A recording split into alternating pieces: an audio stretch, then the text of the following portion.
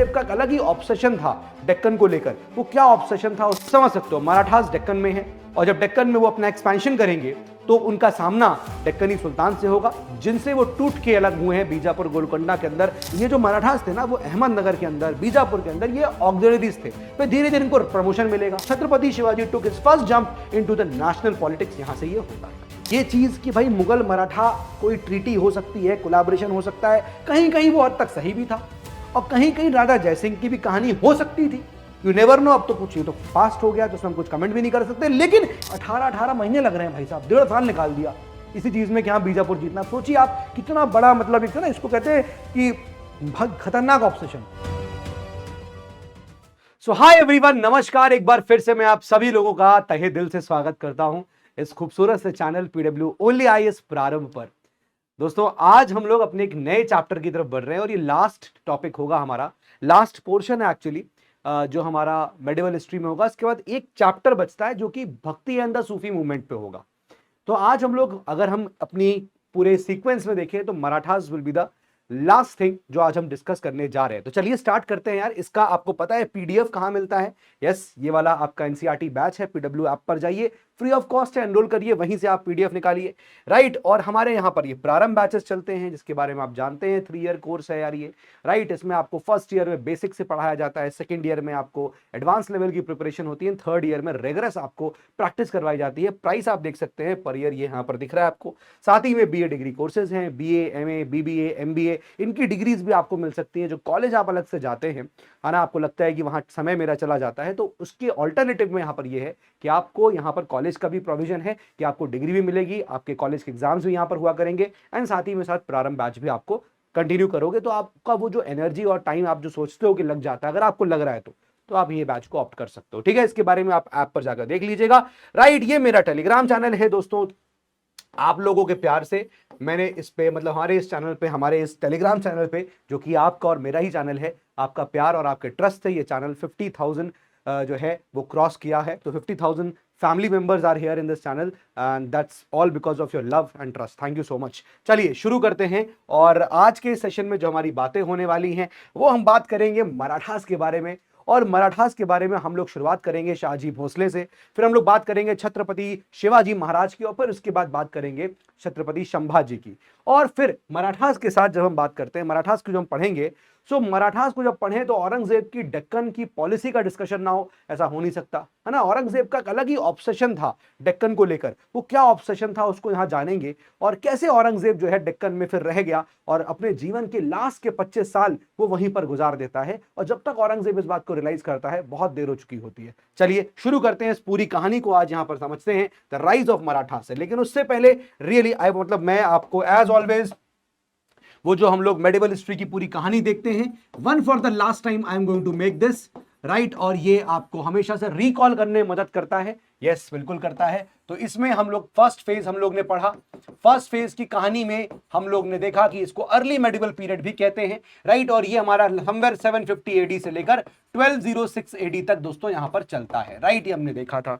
हमने इसमें नॉर्थ और साउथ में क्या चल रहा था, हमने इन दोनों का डिस्कशन किया था, राइट। हमने ये पूरा पोर्शन पहले ही लेक्चर में कवर कर दिया था, ठीक है। इसका मैंने पूरा बेसिक्स जो है आपके, चूंकि एनसीईआरटी सीरीज बेसिक सीरीज है, तो मैंने वो वहीं पर आपको क्लियर कर दिया था। I talked about the Gurjar Pratiharas, मैंने बात करी थी। मैंने आपको पालास के बारे में डिस्कस किया था, राइट। मैंने आपको इंडिपेंडेंट राजपूत के बारे में यहां पर डिस्कस किया था। इन द साउथ साइड हमने यहां पर जो बात करी थी, we talked about the Rashtrakutas, हमने राष्ट्रकूटा की बात करी थी। अपार्ट फ्रॉम दैट फिर हमने यहां पर इंपीरियल चोलास को भी मैंने आपको इसका पूरा हायरार्की और जितने रूलर्स थे उनके बारे में बताया था। एंड देन उसके बाद एक चैप्टर आता है एज ऑफ कॉन्फ्लिक्ट एनसीईआरटी के अंदर, वो मैंने आपको यहां डिस्कस किया था, जिसमें मैंने कहा था कि एज ऑफ कॉन्फ्लिक्ट में आप देखोगे तो वेस्टर्न चालुक्यास रूल कर रहे हैं। हमने वेस्टर्न चालुक्या के बारे में देखा था, और फिर मैंने बताया था कि जब वेस्टर्न चालुक्या डिक्लाइन करेगा तो यहां पर आपको 3 डायनेस्टीज बेसिकली देखने को मिलती हैं। यादवास जो कि देवगिरी से रूल करते हैं, काकाटियास जो कि औरंगल से रूल करते हैं, और होयसलास जो कि द्वार समुद्र कैपिटल थी हालेबिट से यहां पर ही रूल करते हैं। ये कहानी हम लोग यहां पर अच्छे से डिस्कस कर चुके थे, राइट। देन उसके बाद आती है कहानी हमारी medieval history, sorry second phase की। और सेकंड फेज में this is actually the phase जहां से मेडिवल हिस्ट्री एक्चुअली शुरू होती है, और ये हमारा 1206 एडी से शुरू होता है और ये फेज चलता है 1526 एडी तक का। ठीक है, इसमें हमें अगेन नॉर्थ और साउथ की बात कर रहे थे। तो नॉर्थ में हम लोग का जो डिस्कशन है वो रहा था दिल्ली सल्तनत को लेकर, यस, हाँ सर, दिल्ली सल्तनत हो गया। तो हमने यहां दिल्ली सल्तनत में जितनी भी यहां पर दिल्ली सल्तनत की डायनेस्टीज थी, हमने उनको कवर किया था, starting from slave dynasty, then Khaljis, then Tughlaqs, then Sayyid, then Lodis, right. फिर मैंने कहा था कि साउथ के अंदर हम जाएंगे, तो साउथ में हमने अलग से एक चैप्टर बना के we discussed about the Vijayanagar empire, मैं शॉर्ट में लिख रहा हूं, और दूसरा हमने बहामनी किंगडम के बारे में डिस्कस किया था। मैंने बताया था कि बहामनी किंगडम की जो ओरिजिन है वो कैसे हुआ था, कि आप देखोगे दिल्ली सल्तनत से ही टूटकर वो बहामनी किंगडम यहां पर बन गया था। ठीक है, ये वाला फेज हो गया। देन उसके बाद हम थर्ड फेज को हम लोग इस वक्त पढ़ रहे हैं, और लास्ट क्लास में थर्ड फेज में मैंने आपको बताया था कि नॉर्थ में क्या था। तो नॉर्थ का जो डिस्कशन है it was as simple as कि सर यहां पर तो अब मुगल्स आ चुके हैं, और मुगल्स के अंदर मैंने आपको लास्ट वाले में I dealt with basically all the major जितने भी यहां पर बादशाह थे, स्टार्टिंग फ्रॉम बाबर, देन उसके बाद उसका लड़का हुमायूं, हुमायूं के बाद अकबर, देन उसके बाद उसका लड़का जहांगीर, फिर उसके बाद शाहजहां, एंड देन औरंगजेब। तो हमने इन सब को देखा था। औरंगजेब में हमने प्रॉब्लम ऑफ सक्सेशन को देखा था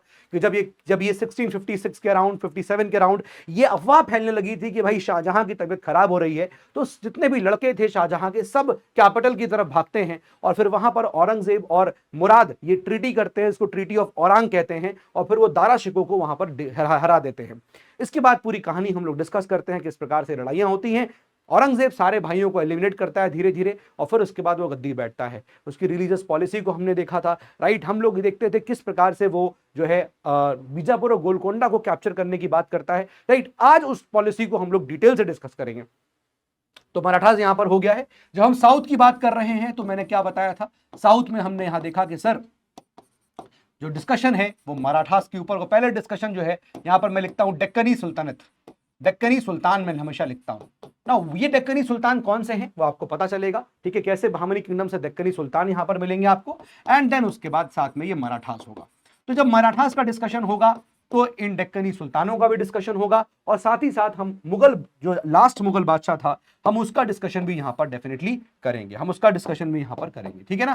तो this is as simple as that. मेरे ख्याल से कहानी का जो पूरी मेडिवल हिस्ट्री का आउटलाइन है वो आपको अच्छे तरीके से क्लियर हो गया है, स्टार्टिंग फ्रॉम बाबर, राइट, फिर उसके बाद हुमायूं, राइट, फिर उसके बाद अकबर, राइट। बाबर 1526 से लेकर 1530, हुमायूं 1530 से लेकर 1540,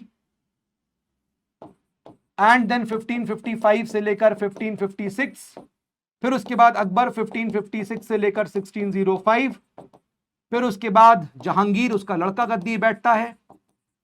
Jahangir is ruling from 1605 to 1627, then Shahjahan comes on the throne. Shahjahan is ruling from 1627 और 1628 जो भी है टिल 1658 57 जो भी है, एंड देन उसके बाद Aurangzeb comes to the picture,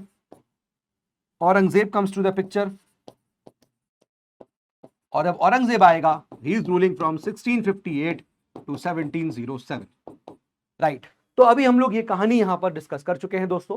आज हमारा डिस्कशन जब होगा तो इस डिस्कशन में औरंगजेब भी हिस्सा बनेगा, इस डिस्कशन में मराठास भी होंगे और डेक्कनी सुल्तान भी होंगे। तो आज मराठा का जब बात होगी तो ऐसा नहीं हो सकता कि मराठास की बात हो तो हम डेक्कनी सुल्तान और औरंगजेब की डेक्कन पॉलिसी के बारे में बात ना करें, क्योंकि आप समझ सकते हो मराठास डेक्कन में है, और जब डेक्कन में वो अपना एक्सपेंशन करेंगे तो उनका सामना डेक्कनी सुल्तान से होगा, जिनसे वो टूट के अलग हुए हैं। बीजापुर गोलकोंडा के अंदर ऑक्सिलरीज हुआ करते थे। मैं बताऊंगा आपको कहानी क्या है मराठास की। चलिए स्टार्ट करते हैं अपने आज के आगे के डिस्कशन को शुरू करते हैं। देखिए दोस्तों, पहले तो बेसिक बातें देख लेते हैं कि सर ये मराठास यहां पर कैसे स्टार्ट आते हैं, मराठास की पिक्चर कैसे शुरू होती है।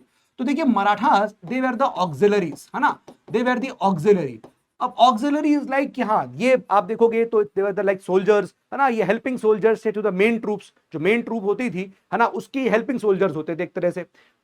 बाद में इनको देखोगे धीरे धीरे कुछ पोस्ट मिलने लगी थी, देन उसके बाद आप देखोगे धीरे धीरे वो एक्सपीरियंस जो उनको मिला, उसके बाद एक इंडिपेंडेंट स्टेट की ये लोग यहाँ पर स्टैब्लिशमेंट करने की कोशिश शुरू करते हैं।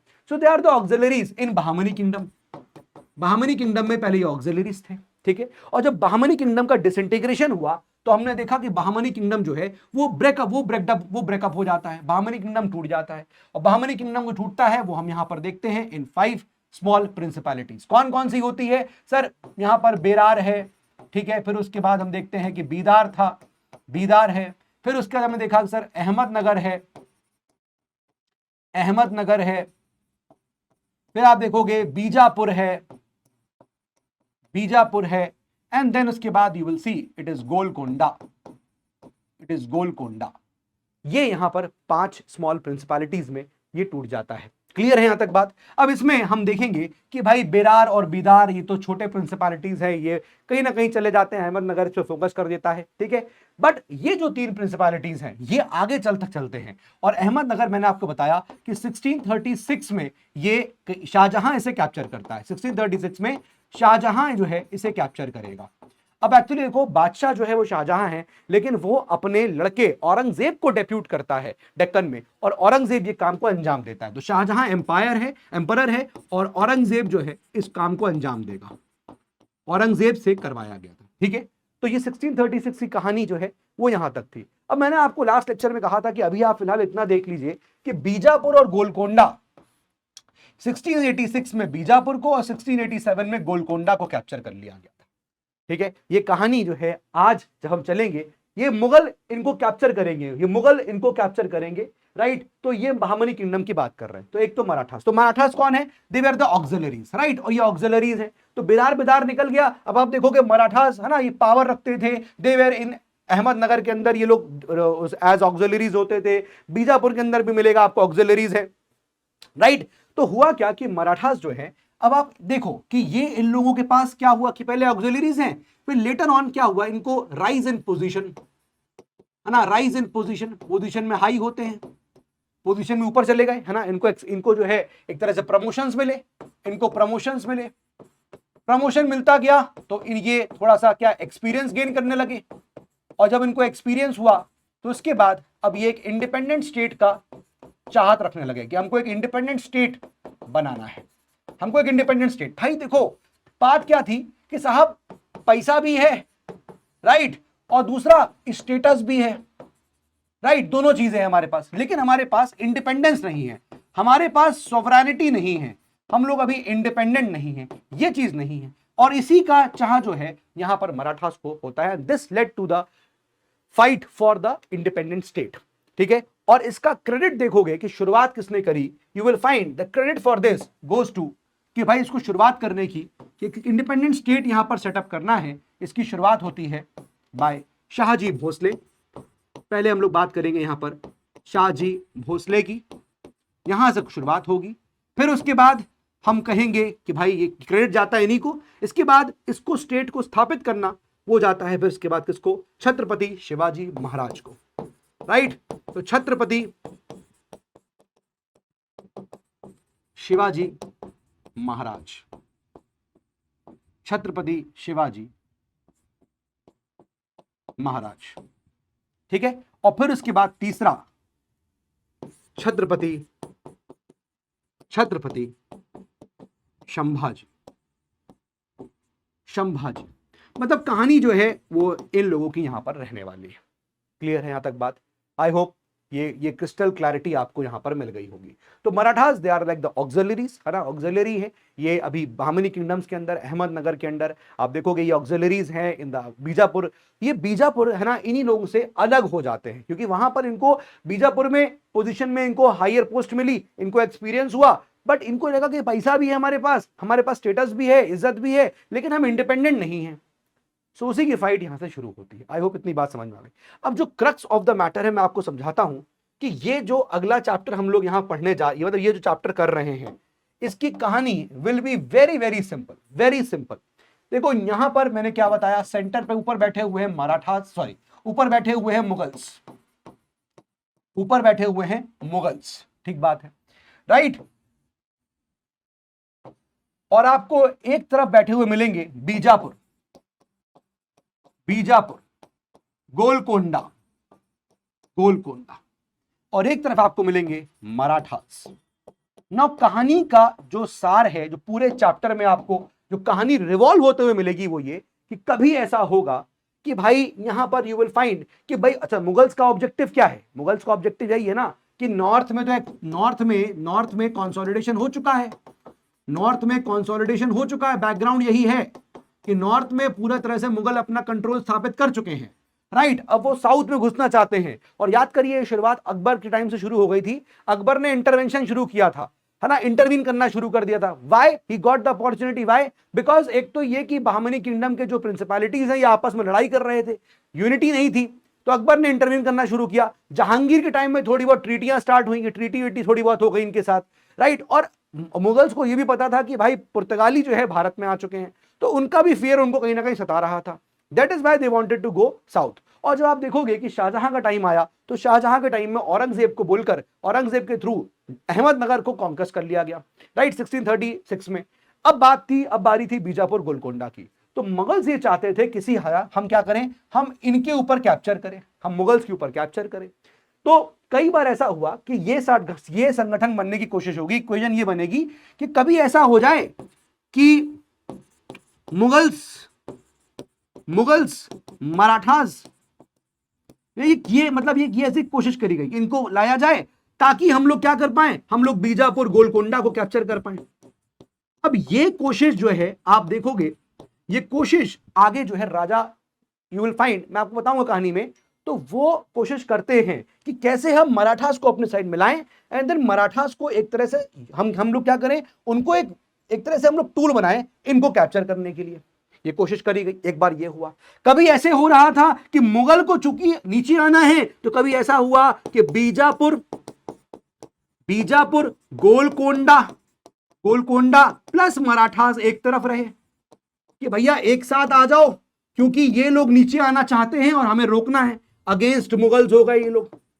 कभी ऐसा भी सिनारियो देखने को मिला, और कभी ये भी देखने को मिला भाई, कभी ये भी देखने को मिला कि मुगल्स ये समझ रहे थे कि भाई सब तो ठीक है, बीजापुर गोलकोंडा, और आखिरी में हुआ भी यही कि बीजापुर गोलकोंडा पे कैप्चर हुआ, बट मराठास कोई सोच रहे थे कि हम कैप्चर कर ले जाएंगे, वो नहीं। इसीलिए मराठास बीजापुर गोलकोंडा एक तरफ वर्सेस मराठास, मुगल्स बीजापुर गोलकोंडा एक तरफ वर्सेस मराठास। तो आप समझ सकते हो कि सिचुएशन, इक्वेशन समय के साथ बदलती रही। ये पूरे चैप्टर में आपको देखने को मिलेगा, पूरी इक्वेशन जो है वो समय के साथ बदलती रही, जैसे हालात रहे उस हिसाब से सिचुएशन बनाई गई, इक्वेशन बनाई गई। जिस पर्टिकुलर पार्टी को या जिस पर्टिकुलर यहां पर पावर को जैसा सिचुएशन उसके फेवरेबल लग रहा था, उस हिसाब से यहां पर पावर चेंजेस होते चले गए। आई होप ये बात आपको यहां समझ में आ रही। लेकिन औरंगजेब जो सोचता था कि मैं बीजापुर और गोलकोंडा अगर कैप्चर कर लूंगा तो फिर मेरी सारी प्रॉब्लम्स खत्म हो जाएंगी, लेकिन शायद औरंगजेब ये बात नहीं समझ पाया कि that was just the beginning of the problems for Aurangzeb. क्योंकि उसने बाद में आप देखोगे कि when he gave the order for execution of Chhatrapati Sambhaji, तो उनके एग्जीक्यूशन के बाद उसको लगा कि नाउ एवरीथिंग इज फाइन, मेरे हाथ में सारी पावर आ गई है। लेकिन उसके बाद ही gave Marathas a reason to stand against the Mughals. गांव गांव में मराठास जो है वो उठ रहे थे और मुगलों के खिलाफ खड़े हुए थे, और रीजन साफ था कि एग्जीक्यूशन ऑफ छत्रपति संभाजी का ऑर्डर किया गया था। ठीक है, तो ये कहानी पूरी यहां चलेगी, और औरंगजेब फिर उसके बाद छोटे छोटे रिवोल्ट्स को दबाता रहेगा, राइट, छोटे छोटे रिवोल्ट्स को दबाता रहेगा, और अपने जीवन के लास्ट के 25 साल वो डेक्कन में ही गुजार देता है। जब तक ये बात उसको समझ में आई कि मैंने अपने बहुत सारा जीवन का साल जो है डेक्कन में गुजार दिया है, तब तक बहुत देर हो चुकी थी, एंड 1707 में औरंगजेब डाइज। इस कहानी को हम लोग यहां से आज शुरू करने जा रहे हैं। ठीक है, तो हम लोग कैसे पढ़ेंगे इसको जरा देखते हैं। तो इस पूरे चैप्टर को we will study it in few parts. ठीक है, इस चैप्टर को हम लोग कुछ पार्ट्स में यहां पर कवर करने जा रहे हैं। आइए देखते हैं कैसे। कुछ पार्ट्स में हम लोग कवर करेंगे। फर्स्ट स्टार्टिंग होगी हमारी यहां पर राइज ऑफ मराठास से। राइज ऑफ मराठास, तो ये मैंने आपको ऑलरेडी एक्सप्लेन किया कि मराठास का इंट्रोडक्शन दिया, कैसे वो उनका पावर में आने की कोशिश करते हैं। अब वो कैसे राइज होगा, इंट्रोडक्शन इज देयर, राइज कैसे होगा वो देखेंगे। देन उसके बाद मतलब here we are basically going to talk about Shahji Bhosle. ठीक है, हम इसकी बात यहां पर करेंगे। Second we are going to talk about Chhatrapati Shivaji Maharaj. Chhatrapati Shivaji Maharaj, right. Chhatrapati Shivaji Maharaj में हम कई सारी चीजों को पढ़ने वाले हैं। जैसे for example will talk about conquest of Javali, conquest of Javali. Then उसके बाद second Afzal Khan episode, Afzal Khan episode. Then we'll talk about Shaista Khan episode,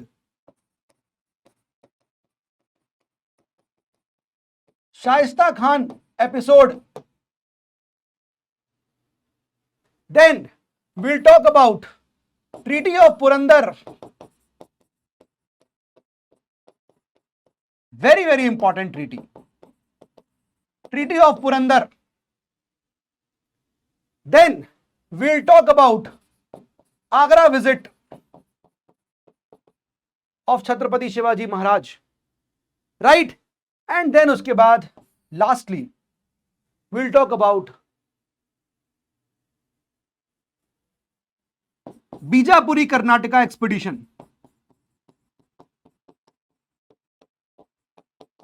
Bijapuri Karnataka expedition, last expeditions, one of the last expeditions of Chhatrapati Shivaji Maharaj. इस टॉपिक्स में हम लोग छत्रपति शिवाजी महाराज को डिस्कस करेंगे, राइट? देन उसके बाद point number C, will talk about Chhatrapati Sambhaji,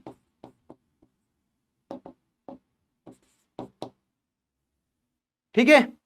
then will talk about Aurangzeb,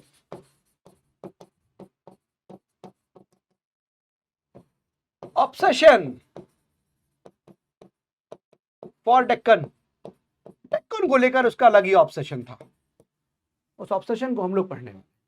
we are going to complete this chapter in these 4 headings guys, ठीक है? देखो मेरे पास अब ये यहां पर ना approximately we have a good number of slides. So मैंने आपको ना बहुत मोटे मोटे तौर पे चीजों को डिवाइड कर दिया है। अब इन जब छोटे छोटे पार्ट्स में आप टॉपिक्स को डिवाइड करोगे ना तो आपको कहानी थोड़ी सी क्लैरिटी रहेगी कि हम किस पर्टिकुलर टॉपिक को पढ़ रहे हैं। अदरवाइज क्या होता है कि किताबों में या फिर आप देखोगे तो बड़ा कंफ्यूजिंग रखा कहानी लिखी हुई है। ये जैसे मैंने आपको बताया है ना, इसी सीक्वेंस में चीजें हुई हैं, तो आप ये सीक्वेंस भी यहां पर थोड़ा ध्यान रखिएगा, ऐसे डाउनवर्ड मूवमेंट में हुआ है।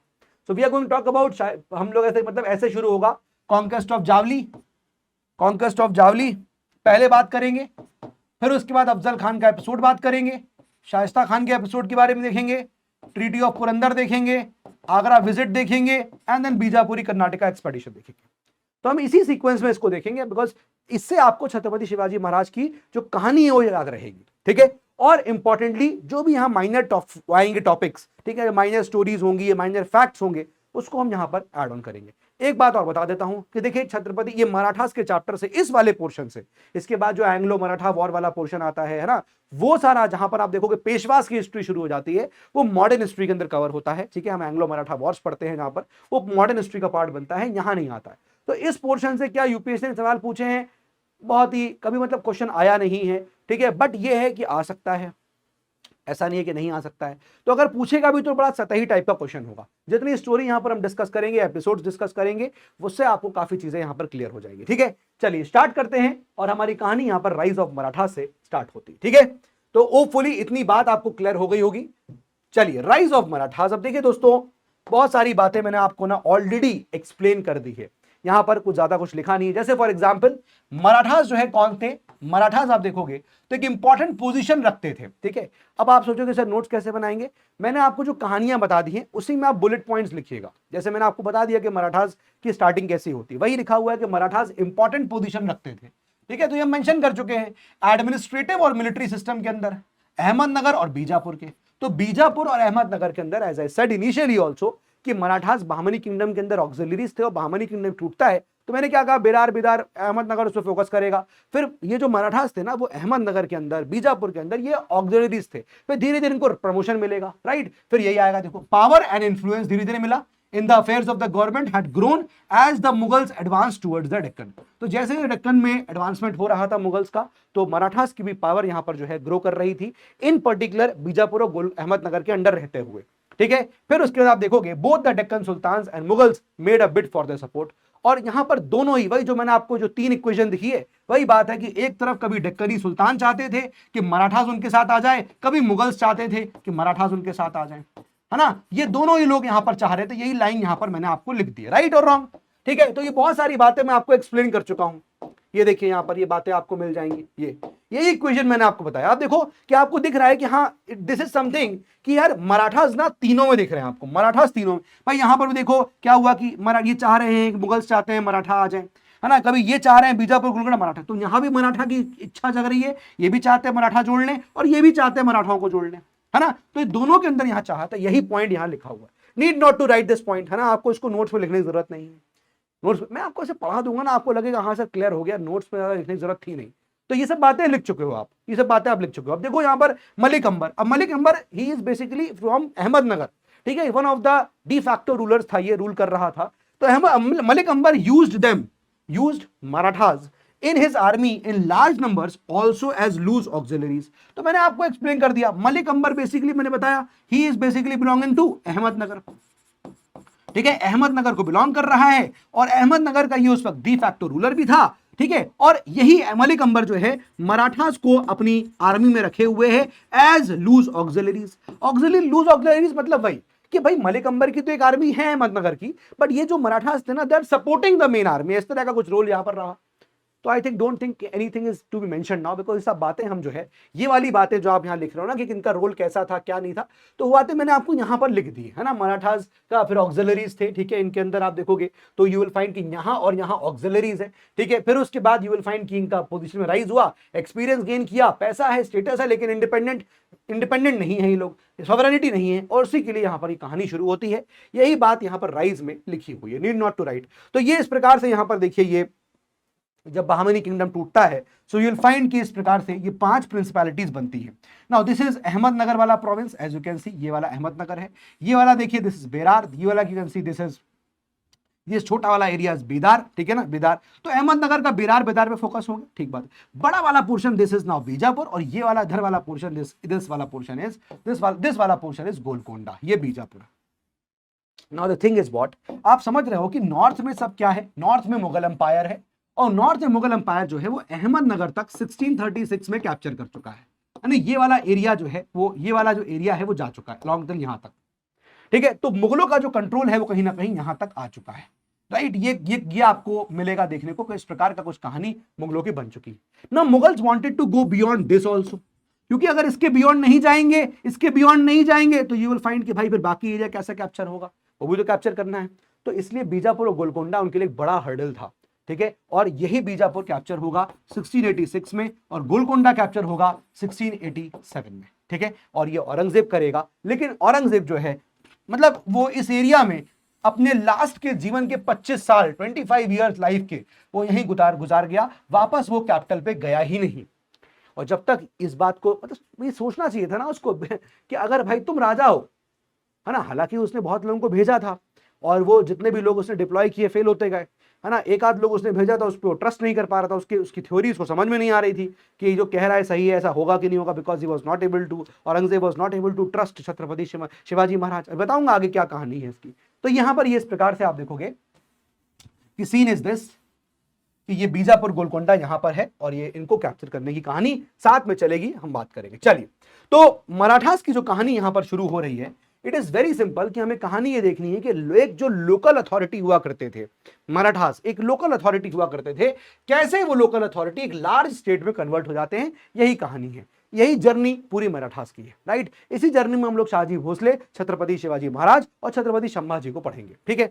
तो कहानी कुछ ऐसी है, आप देखोगे कि जहांगीर का समय चल रहा है, जहांगीर का समय, मुगल बादशाह जहांगीर है 1605 से 1627, और अभी अहमदनगर कॉन्कर नहीं हुआ है, हम थोड़ा पीछे से ले रहे हैं उसको। तो जहांगीर इज द बादशाह और इंडिया में मुगल का बादशाह है वो, और अभी जब ये बादशाह है तो यू विल फाइंड कि अहमदनगर में जो रूलर है राइट नाउ वो जादव राव बैठा हुआ है, Jadhav Rao is the ruler, ठीक है, ये जादव राव रूलर है। और मराठास जो है वो क्या कर रहे हैं, मराठास यू विल फाइंड कि उनकी एक इंपॉर्टेंट पोजीशन है in the administrative and the military system, यही मैंने आपको बताया। तो अभी 1636 से अहमदनगर कैप्चर नहीं हुआ है, अहमदनगर का रूलर है जादव राव और मराठास उनके अंदर एक्सुलरीज है, लेकिन वही लिखा है कि बट व्हाट हैपेंड कि भाई इनके पास वेल स्टैब्लिश्ड एक डोमिनियन नहीं था, है ना, एक स्टेट नहीं था इनके अंडर, यानी कि पैसा है, पोजीशन है, पावर है, मिलिट्री पावर है, एडमिनिस्ट्रेटिव पावर है, but they are not independent. So the credit for setting up a large state goes to Shahji Bhosle and his son Chhatrapati Shivaji Maharaj. ठीक है, अब देखो आपको जहां शिवाजी अभी लिखा हुआ मिल रहा है, ठीक है, तो इसको ऐसा समझिएगा, please don't take it like कि अरे रिस्पेक्ट नहीं कर रहे हैं. इट इज जस्ट लाइक कि अभी जब छत्रपति शिवाजी, जब ये टाइटल छत्रपति का मिलेगा, कोरोनेशन जब होगा इस चीज का, तो वो आपको फील देगा उस वक्त. ठीक है ना, इसलिए यहां पर अभी शिवाजी लिखा है ताकि आप उसको डिफरेंशिएट कर पाओ, क्योंकि हम तो लेक्चर पढ़ रहे हैं ना, तो हम जब छत्रपति का टाइटल मिलेगा, जब हम तब उसको देखेंगे तो हमें ज्यादा समझ में आएगा कि हाँ अच्छा यहाँ तो छत्रपति शिवाजी, छत्रपति का टाइटल उनको मिल गया. ठीक है, तो क्रेडिट जो जाता है, समझ में आ रहा है कि नहीं, Ahmednagar right now is under Jadhav Rao, और उस वक्त यहां पर मराठास जो है वो पोजीशन होल्ड करते हैं, खाली एडमिनिस्ट्रेटिव और मिलिट्री पोजीशंस, लेकिन उनके पास क्या है, इंडिपेंडेंट स्टेट नहीं है. तो इंडिपेंडेंट स्टेट की कहानी शुरू होती है शाहजी भोसले से, यहां से आपका मराठास की हिस्ट्री स्टार्ट होती है. अब देखिए यहां पर क्या हुआ कि भाई अब शाहजी भोसले इन्होंने क्या किया, इफ यू सी, तो number of influential Maratha families हैं, जैसे कि आप देखोगे मोरे, है ना, घटके, राइट, निम्बलकर, ये सब कुछ फैमिलीज है जो मराठा फैमिलीज है, राइट. और ये लोकल अथॉरिटी एक्साइज करती थी सम एरियाज में, यानी छोटी छोटी मराठा फैमिलीज हैं और ये लोकल जगह पे रूल कर रही हैं. ठीक बात है. तो Marathas did not have any large army, ये बता दिया हमने कि मराठास की कोई लार्ज आर्मी नहीं है, कोई वेल सेटल्ड स्टेट नहीं है उनका, जैसे राजपूतों का था, उनके पास कोई स्टेट नहीं है. और इसीलिए जो क्रेडिट है for setting up this state वो जाता है यहां पर शाहजी भोसले और उनके लड़के को, छत्रपति शिवाजी महाराज को, राइट. अब यहां से क्या हुआ ये कहानी देखिएगा आप कि छत्रपति, यहां पर शाहजी भोसले जो है वो किंग मेकर का रोल प्ले कर रहे हैं अहमदनगर के अंदर, एंड डिफाइड द मुगल्स की यहां पर जो चीजें हैं उसको डिनाई भी कर रहे हैं, डिफाई भी कर रहे हैं, और अहमदनगर के अंदर बैठे हैं तो किंग मेकर में पोजीशन में बैठे हैं, मतलब उनका बढ़िया एकदम रौला था, किंग मेकर हैं वो लोग. ट्रीटी ऑफ 1636 जब हुआ, यानी कि जब अहमदनगर पे कैप्चर हुआ, Shivaji yielded the territories he was dominating, right. यहां से आप देखो कहानी पलटना शुरू हो जाती है, and then he joined the services of Bijapur and turned his energies to Karnataka. कहानी यहां से ये शुरू हो गई कि अब वो बीजापुर की तरफ आ गए एंड कर्नाटका के ऊपर सारी एनर्जी झोंकना शुरू कर दिया, taking advantage of the unsettled conditions. अब चूंकि कंडीशन सेटल्ड नहीं है, क्या कंडीशन सेटल्ड नहीं है कि मुगल का बीजापुर के ऊपर एक्सपीडिशन हो रहा है, तो बीजापुर भी हक्का बक्का है कि करे तो क्या करें, और ये भी लोग मराठास भी आ गए हैं. तो Shahji try to set up a semi independent principality in Bangalore. तो हुआ ये, सिंपल कहानी ये कि भाई अहमदनगर में थे, लेकिन जब 1636 की ट्रीटी हुई तो उस वक्त वहां से आप देखोगे कि वो निकल के बीजापुर पहुंचते हैं, और बीजापुर में जब बीजापुर की तरफ बढ़ते हैं, Shahji Bhosle wanted to make a independent, semi independent state, तो बीजापुर भी कुछ नहीं कर पा रहा था. क्यों? क्योंकि Bijapur is now busy with Mughals, वो मुगल ही बिजी हैं बीजापुर के साथ, दोनों आपस में बिजी हैं. तो यू विल फाइंड कि यहां पर एक अपॉर्चुनिटी मिल गई थी शाहजी भोसले को कि वो एक सेमी इंडिपेंडेंट स्टेट को यहां पर डेवलप करते हैं.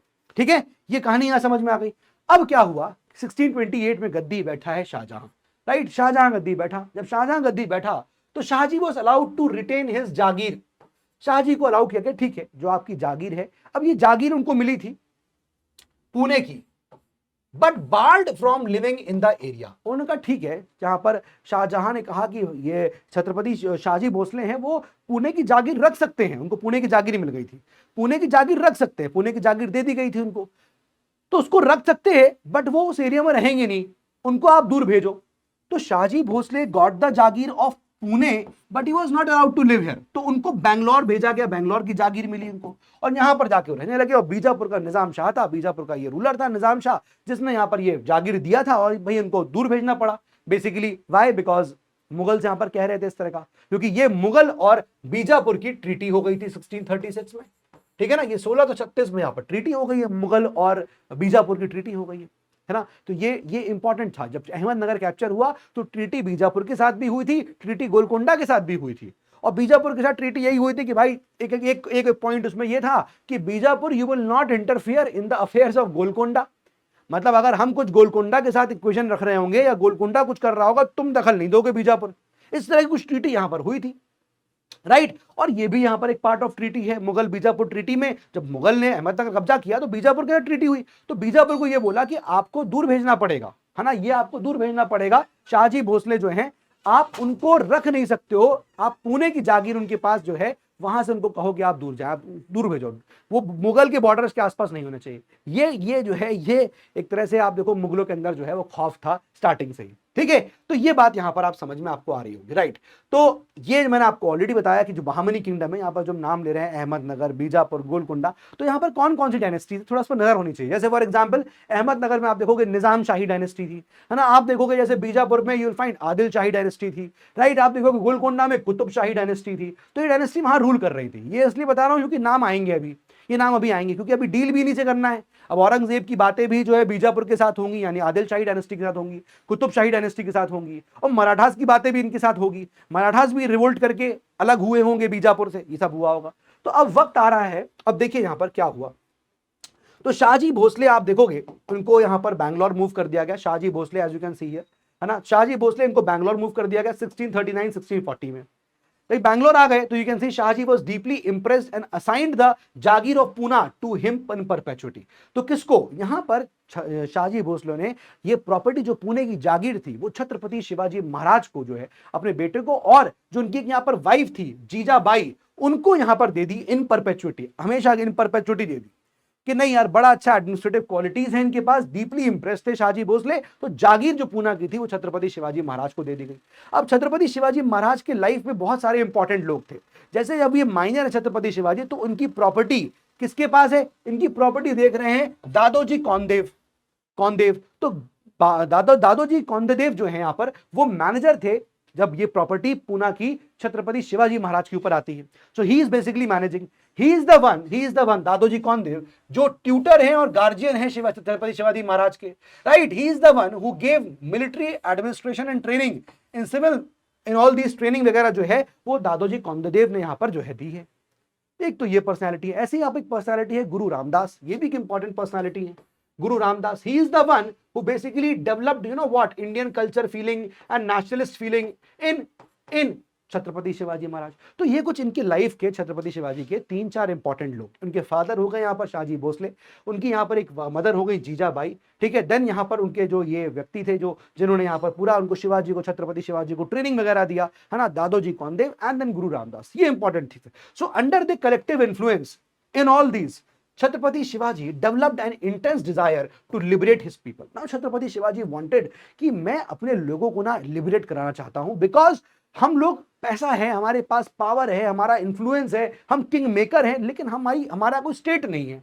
तो हम चाहते हैं कि हमारे लोग आजाद रहे, हम आजाद रहे, हम किसी के इन्फ्लुएंस में क्यों रहें। दिस इज द थ्योरी जहां से छत्रपति शिवाजी जो है वो कहानी शुरू करते हैं।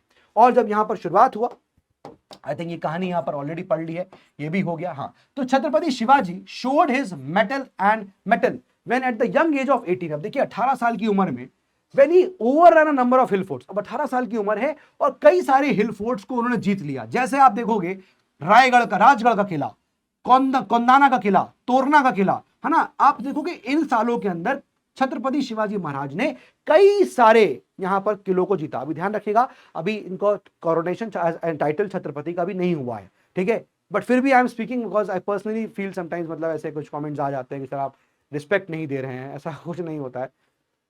मैं अगर मतलब ऐसा बोलूंगा तो यू माइट गेट हर्ट, ऐसा हो सकता है। बट हाँ, मैं समझ रहा हूं उस बात को कि जब टाइटल मिलेगा तो मुझे आपको स्पेसिफिकली बताना पड़ेगा, देखो ये टाइटल यहां पर मिल गया। अगर मैं सिर्फ शिवाजी बोल रहा होता तो शायद ऐसा नहीं होता, है ना, शायद ऐसा नहीं हुआ, ठीक है। Anyway, no problem with that, I will point out to at that point, ठीक है। So with the death of his guardian, अब जब यहाँ पर दादोजी कौंदेव की, यहाँ पर कौंददेव की डेथ हुआ तो सारी प्रॉपर्टी अब छत्रपति शिवाजी के हाथ में आ गई, right now he is having all the properties in 1647. So Shivaji became his own master and full control of his father's Jagir was passed to him. तो जब हम यहां बात कर रहे हैं, फर्स्ट वाला पॉइंट जो है वो हमारा यहां पर दोस्तों एक तरह से कंप्लीट होता है। कौन सा वाला पहला पॉइंट, आई थिंक ये वाला पॉइंट आपको समझ में आ गया होगा, राइज ऑफ मराठास कैसे, ठीक है। ये पहला पॉइंट था, ये पूरी पहली कहानी हमारी कंप्लीट हो गई शाहजी भोसले वाली। कैसे यहाँ पर जाधव, जब यहाँ पर था अहमदनगर का रूलर जाधव राव, तो कैसे वहां पर उस वक्त आप देखोगे कि अहमदनगर के अंडर ये लोग जो है Shahji Bhosle and all these they were having a theory की, मतलब कि भाई हम लोग इंडिपेंडेंट नहीं है, और वहां से एक इंडिपेंडेंट स्टेट बनाने की कोशिश जो है वो शुरू होती है। एंड देन शाहजी भोसले हमने देखा कई सारे चीज़ों पे कॉन्कर करते हुए आगे बढ़ते हैं, है ना, और फिर बीजापुर में चले जाते हैं, है ना, फिर वहां से भी आप देखोगे किस प्रकार से कहानी आगे बढ़ती है। तो ये पूरा शाहजी भोसले, एंड देन उसके बाद छत्रपति शिवाजी, और थोड़ा इंट्रोडक्शन कौन कौन से लोग उनको इन्फ्लुएंस कर रहे थे, है ना, कैसे कैसे यहाँ पर छत्रपति शिवाजी के ऊपर प्रॉपर्टी डिवॉल्व हो गई है ना। पूना की जागीर छत्रपति शिवाजी के पास आ गई है, 1647 का ये टाइम पीरियड है ना। एंड शाहजी और दादूदेव कौंडेव जो उनके प्रॉपर्टी को मैनेज कर रहे हैं, वो भी अब नाउ उनकी डेथ भी हो गई है। तो नाउ द कहानी is of Chhatrapati Shivaji Maharaj. Starting होगी conquest of Javli. Now the entire property, entire thing is now in the hands of Chhatrapati Shivaji Maharaj. और यहां से अब इनकी कहानी एक्सपेंशन की शुरू होती है, क्योंकि इनके दिल में था ना कि हमको अपने लोगों को आजाद करना है। तो सबसे पहले आप देखोगे तो छत्रपति शिवाजी महाराज ने जावली के ऊपर कॉन्क्वेस्ट किया। जावली आप देखोगे दिस इज एन एरिया, है ना, आपको देखने को मिलेगा। Let me tell you, yes, so you can see Shivaji, Chhatrapati Shivaji Maharaj began his real career of conquest in 1656 से शुरू होता है। यहां से ध्यान रखिएगा, when he conquered Javli from Maratha chief Chandrarao More. तो यहां पर सबसे पहले जो मराठा के एक चीफ थे और चंद्रराव मोरे, उनसे ये जावली का एरिया ले लिया। तो अभी मराठास में जो यहाँ पर अलग अलग फैमिलीज थी ना, मोरे थे, घटके थे, है ना, नंबिलकर, मैंने आपको बताया। तो मोरोस जो मोरे थे, चंद्रराव मोरे, उनसे जावली का एरिया कॉन्क्वेस्ट कर लिया। जावली किंगडम बहुत सारा यहाँ पर आप देखोगे अक्यूमुलेटेड ट्रेजर था यहाँ पर मोरे का, वो सब यहाँ छत्रपति शिवाजी ने एक्वायर कर लिया था बाय मींस ऑफ ट्रेचरी। तो ट्रेचरी बड़ा कॉमन थी उन दिनों पे, है ना, कुछ चौंकने वाली बात नहीं थी कि अरे ट्रेचरी हो गई है ना, ऐसा कोई बड़ी कॉमन चीज थी treachery.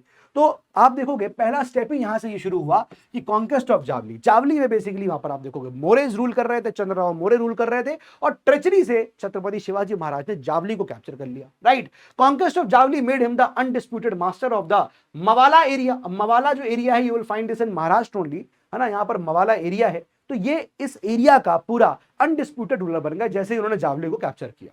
Right, freed his path to the Satara area. Satara के आसपास का एरिया को भी उन्होंने जीत लिया, और कोस्टल स्ट्रिप जो कोंकण है वो भी जीत लिया। तो जावली, जावली के बाद मवाला का एरिया का अनडिस्प्यूटेड रूलर, सतारा का एरिया और कोंकण का एरिया, ये सब से आप देखोगे जो पावर है छत्रपति शिवाजी महाराज की मराठास के अंदर ही पहले तो अब हाई हो गई। पहले तो मराठास में हाई होनी है ना, एक्सपेंशन कैसे होगा, छत्रपति शिवाजी इज देयर, सबसे पहले तो अपने ही जो मराठा चीफ्स हैं बाकी उनको एलिमिनेट करना है। तो यहाँ चंद्रराव मोरे की टेरिटरी, जावली, कोंकण, सतारा, इन सबको जीतते हुए छत्रपति शिवाजी महाराज आगे बढ़ रहे हैं। तो यहां पर अगर मैं आपसे क्रक्स करना चाहूंगा, सो आई वुड से कि आप लोग यहां पर ऐड कर लीजिएगा कॉन्क्वेस्ट ऑफ जावली में, है ना, आप लोग यहां पर लिख सकते हैं कि हाँ जावली, सतारा, कोंकण ये सब कैप्चर कर लिया। राइट, अब आगे बढ़ते हैं, कहानी आएगी पॉइंट नंबर 2 की। पहले देखते हैं यहां पर क्या है, हुआ क्या। तो अब आप देखोगे यहां पर हुआ ये कि आप देख सकते हो, ये औरंगजेब की पिक्चर है इधर ना। औरंगजेब, शाहजहां आप देख रहे हैं, शाहजहां बादशाह है, 1628 से लेकर 1657 तक ये बादशाह रहता है।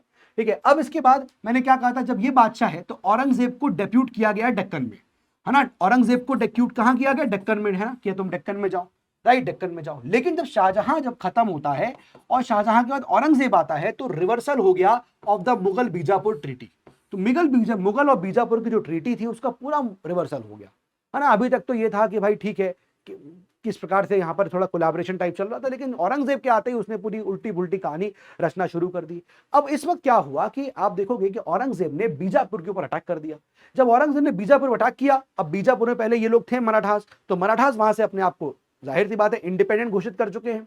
ठीक है, तो देखो क्या हुआ कि Mughal victory of Deccan, Aurangzeb versus आप देखो यहां पर निजाम शाह बीजापुर में था। राइट, तो हुआ क्या कि जब ये अटैक हुआ तो शिवाजी, छत्रपति शिवाजी महाराज जो हैं, offered his assistance to the Mughals against Bijapur. तो यहां पर छत्रपति शिवाजी महाराज ने मुगलों को ऑफर किया कि हम आपको असिस्ट करेंगे बीजापुर के खिलाफ, क्योंकि अभी छत्रपति शिवाजी महाराज बीजापुर से ही टूट के अलग हुए। वहां पर पहले ऑक्सिलरीज थे और उनको राइज होने दिया नहीं जा रहा था इंडिपेंडेंट स्टेट। तो सबसे बड़ा दुश्मन तो पहले कौन था, बीजापुर ही था, क्योंकि बीजापुरी उनको दबा के रखे हुए थे। तो सबसे पहले तो यह कि बीजापुर से अलग हो। तो यहां पर जब ये लड़ाई औरंगजेब ने अटैक किया बीजापुर के ऊपर, तो छत्रपति शिवाजी महाराज इज लाइक कि हम असिस्ट करेंगे बीजापुर के अगेंस्ट। लेकिन यहां पर कुछ खास होता नहीं है, औरंगजेब का कुछ ऐसा कुछ खास समझ में आता नहीं है, है ना। रिटर्न में क्या मांगा कि हम आपको असिस्ट करेंगे, ये बोला कि हम आपको असिस्ट करेंगे, और बदले में छत्रपति शिवाजी महाराज ने कहा कि बदले में आप हमको as an independent state identity मतलब रिकॉग्नाइज कर लीजिए कि हाँ भाई मराठा एक इंडिपेंडेंट स्टेट है। तो हम आपको हेल्प करेंगे, हम आपको असिस्ट करेंगे अगेंस्ट बीजापुर और आप हमको रिकॉग्नाइज कर लीजिए। ये कहानी यहाँ थी, है ना। Aurangzeb give no value to Shivaji and his offer. Chhatrapati Shivaji Maharaj के यहाँ पर ये जो ऑफर उन्होंने किया था, औरंगजेब ने इसको कोई वैल्यू नहीं दिया। और ये यहाँ पर औरंगजेब का एक तरह से हम कह सकते हैं ब्लंडर था, है ना। यहाँ पर ये ब्लंडर था। अगर यहाँ पर ये हो जाता, ट्रीटी यहाँ पर ये हो जाती और औरंगजेब यहाँ पर ये इसको वैल्यू करता, तो शायद बीजापुर और गोलकोंडा बहुत पहले कैप्चर हो जाता, राइट। पर वो यहां पर नहीं हुआ क्योंकि इनके दुश्मन भी यहां पर बीजापुर थे और ये भी अटैक कर रहे थे बीजापुर पे। तो Mughal also wanted to go inside the Deccan और मराठास बीजापुर से अलग हो रहे थे। समझ रहे हो कहानी आप? तो ये पूरी चीज थी। तो इस प्रकार से जब ये ऑफरिंग हुई, तो this is the first time when Chhatrapati Shivaji Maharaj central की पॉलिटिक्स में एंटर करते हैं। कि मराठा भी एक कोई बड़े चैप्टर में, मराठा का नाम भी बड़ा हो गया है ना, क्योंकि भाई सेंट्रल पॉलिटिक्स में लोग जान रहे हैं कि भाई ये लोग भी अलग खड़े हुए हैं, ये भी एक स्ट्रांग पावर है, ये भी एक स्ट्रांग पावर है। तो Chhatrapati Shivaji took his first jump into the national politics, यहां से ये होता है। आई होप ये बात आपको यहां समझ में आ रही होगी, ठीक है। Now what happened, Mughal invasion of Bijapur. अब हुआ ये, मैंने आपको बताया जस्ट अभी कि मुगल ने यहां पर बीजापुर पर अटैक किया। जब बीजापुर पर अटैक हुआ, दिस डिस्ट्रैक्टेड बीजापुर आर्मी। अब जाहिर सी बात है कि अभी आप देखोगे कि बीजापुर से अलग हुए हैं मराठास, तो Bijapur wanted to crush the Marathas, क्योंकि बीजापुर से अलग हो रहे हैं तो बीजापुर क्यों अलग होने देगा, अपने एक स्टेट को, अपने एक पोर्शन को अलग क्यों होने देगा। तो बीजापुर वांटेड टू क्रश, लेकिन बीजापुर कुछ नहीं कर पाया। व्हाई? बिकॉज मुगलों का अटैक हो गया था। तो Bijapur could not do anything against the Marathas, against Chhatrapati Shivaji Maharaj. तो एक तो ये कहानी हो गई। दूसरी बात, this saved Chhatrapati Shivaji from Bijapur revenge. तो इस तरह से बीजापुर को रिवेंज छत्रपति शिवाजी से नहीं ले पाया। अब क्या मुगलों ने रिवेंज लिया? नहीं। क्या हुआ यहां पर, अब छत्रपति शिवाजी ने देखा कि मुगल जो है, औरंगजेब तो बीजापुर के साथ बिजी है अभी, एक काम करते हैं, चलो मुगलों में अटैक कर देते। लो, अब यहां अभी मुगल जो है, औरंगजेब बीजापुर के खिलाफ बिजी है।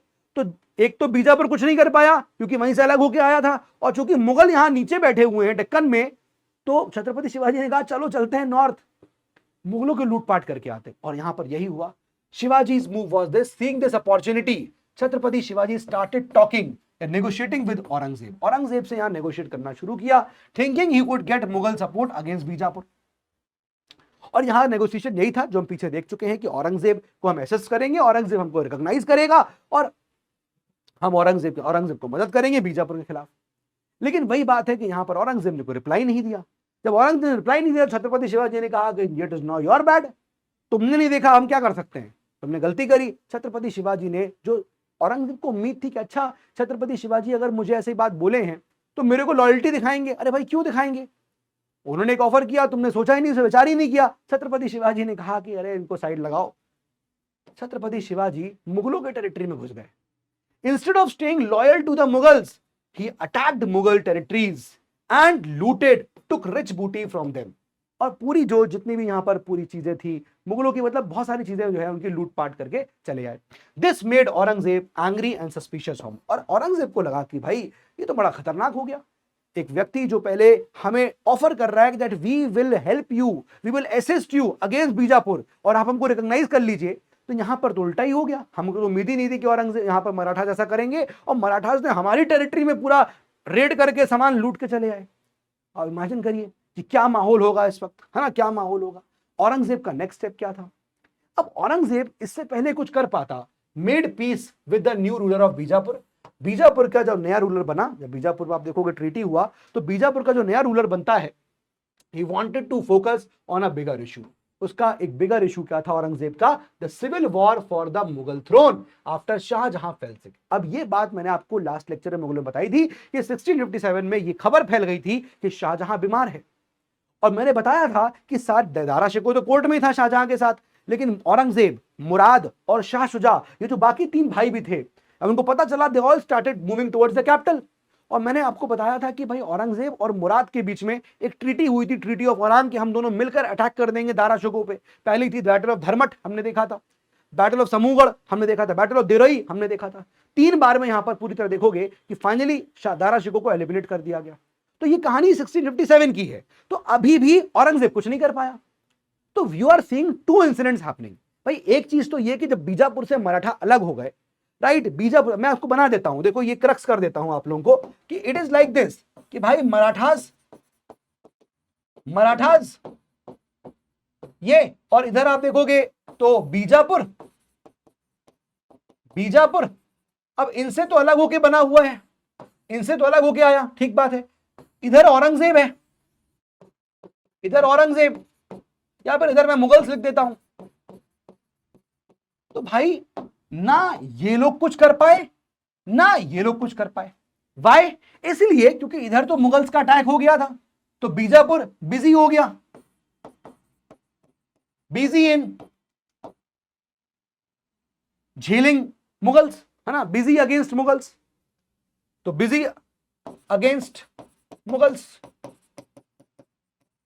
और मुगल से कोई कुछ क्यों कोई मतलब कुछ क्यों नहीं किया? इसीलिए नहीं किया बिकॉज मुगल में यहां पर फाइट फॉर एक्सेशन शुरू हो गया था।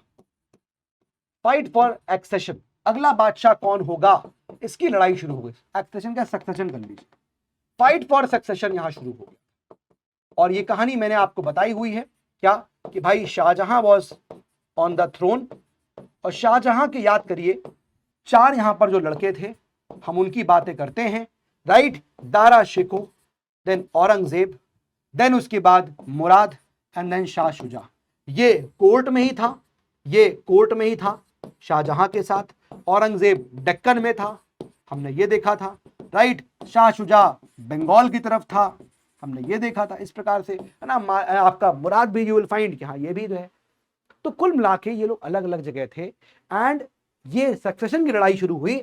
तो ये औरंगजेब जब बीजापुर पर अटैक किया, तो उसके बाद औरंगजेब को आगे छोड़ना पड़ा कि भाई क्या चल रहा है, मराठास क्या कर रहे हैं, छत्रपति शिवाजी महाराज, में CSM लिख रहा हूं, छत्रपति शिवाजी महाराज क्या कर रहे हैं, कोई इंटरेस्ट नहीं। क्यों? क्योंकि पहली चीज तो ये गद्दी पकड़नी है। तो Aurangzeb decided to run towards the court, इसलिए उस वक्त छत्रपति शिवाजी महाराज उसके कोई कुछ नहीं कर पाया, है ना, आराम से प्यार से चीजें निकल गई। But Aurangzeb still didn't just trust Shivaji, so he, देखो पहला चीज तो ये है, so he pardoned Shivaji, forgive him to avoid distractions, distractions ना हो कि अभी वो मुगल की गद्दी बैठ जाए, पहले ये इंपॉर्टेंट था। तो कोई डिस्ट्रैक्शन ना हो, इसलिए यहां पर शिवाजी को यहां पार्डन कर दिया, छत्रपति शिवाजी महाराज को। बट औरंगजेब अभी भी जो है वो ट्रस्ट नहीं कर पा रहे हैं छत्रपति शिवाजी महाराज को, बिकॉज ये इंसिडेंट ऐसा हुआ कि पहले हमको कहा कि हम लॉयल रहेंगे, हम आपको सॉरी हम आपको पहले सपोर्ट करेंगे अगेंस्ट बीजापुर, और फिर हिरेडी कर दिया।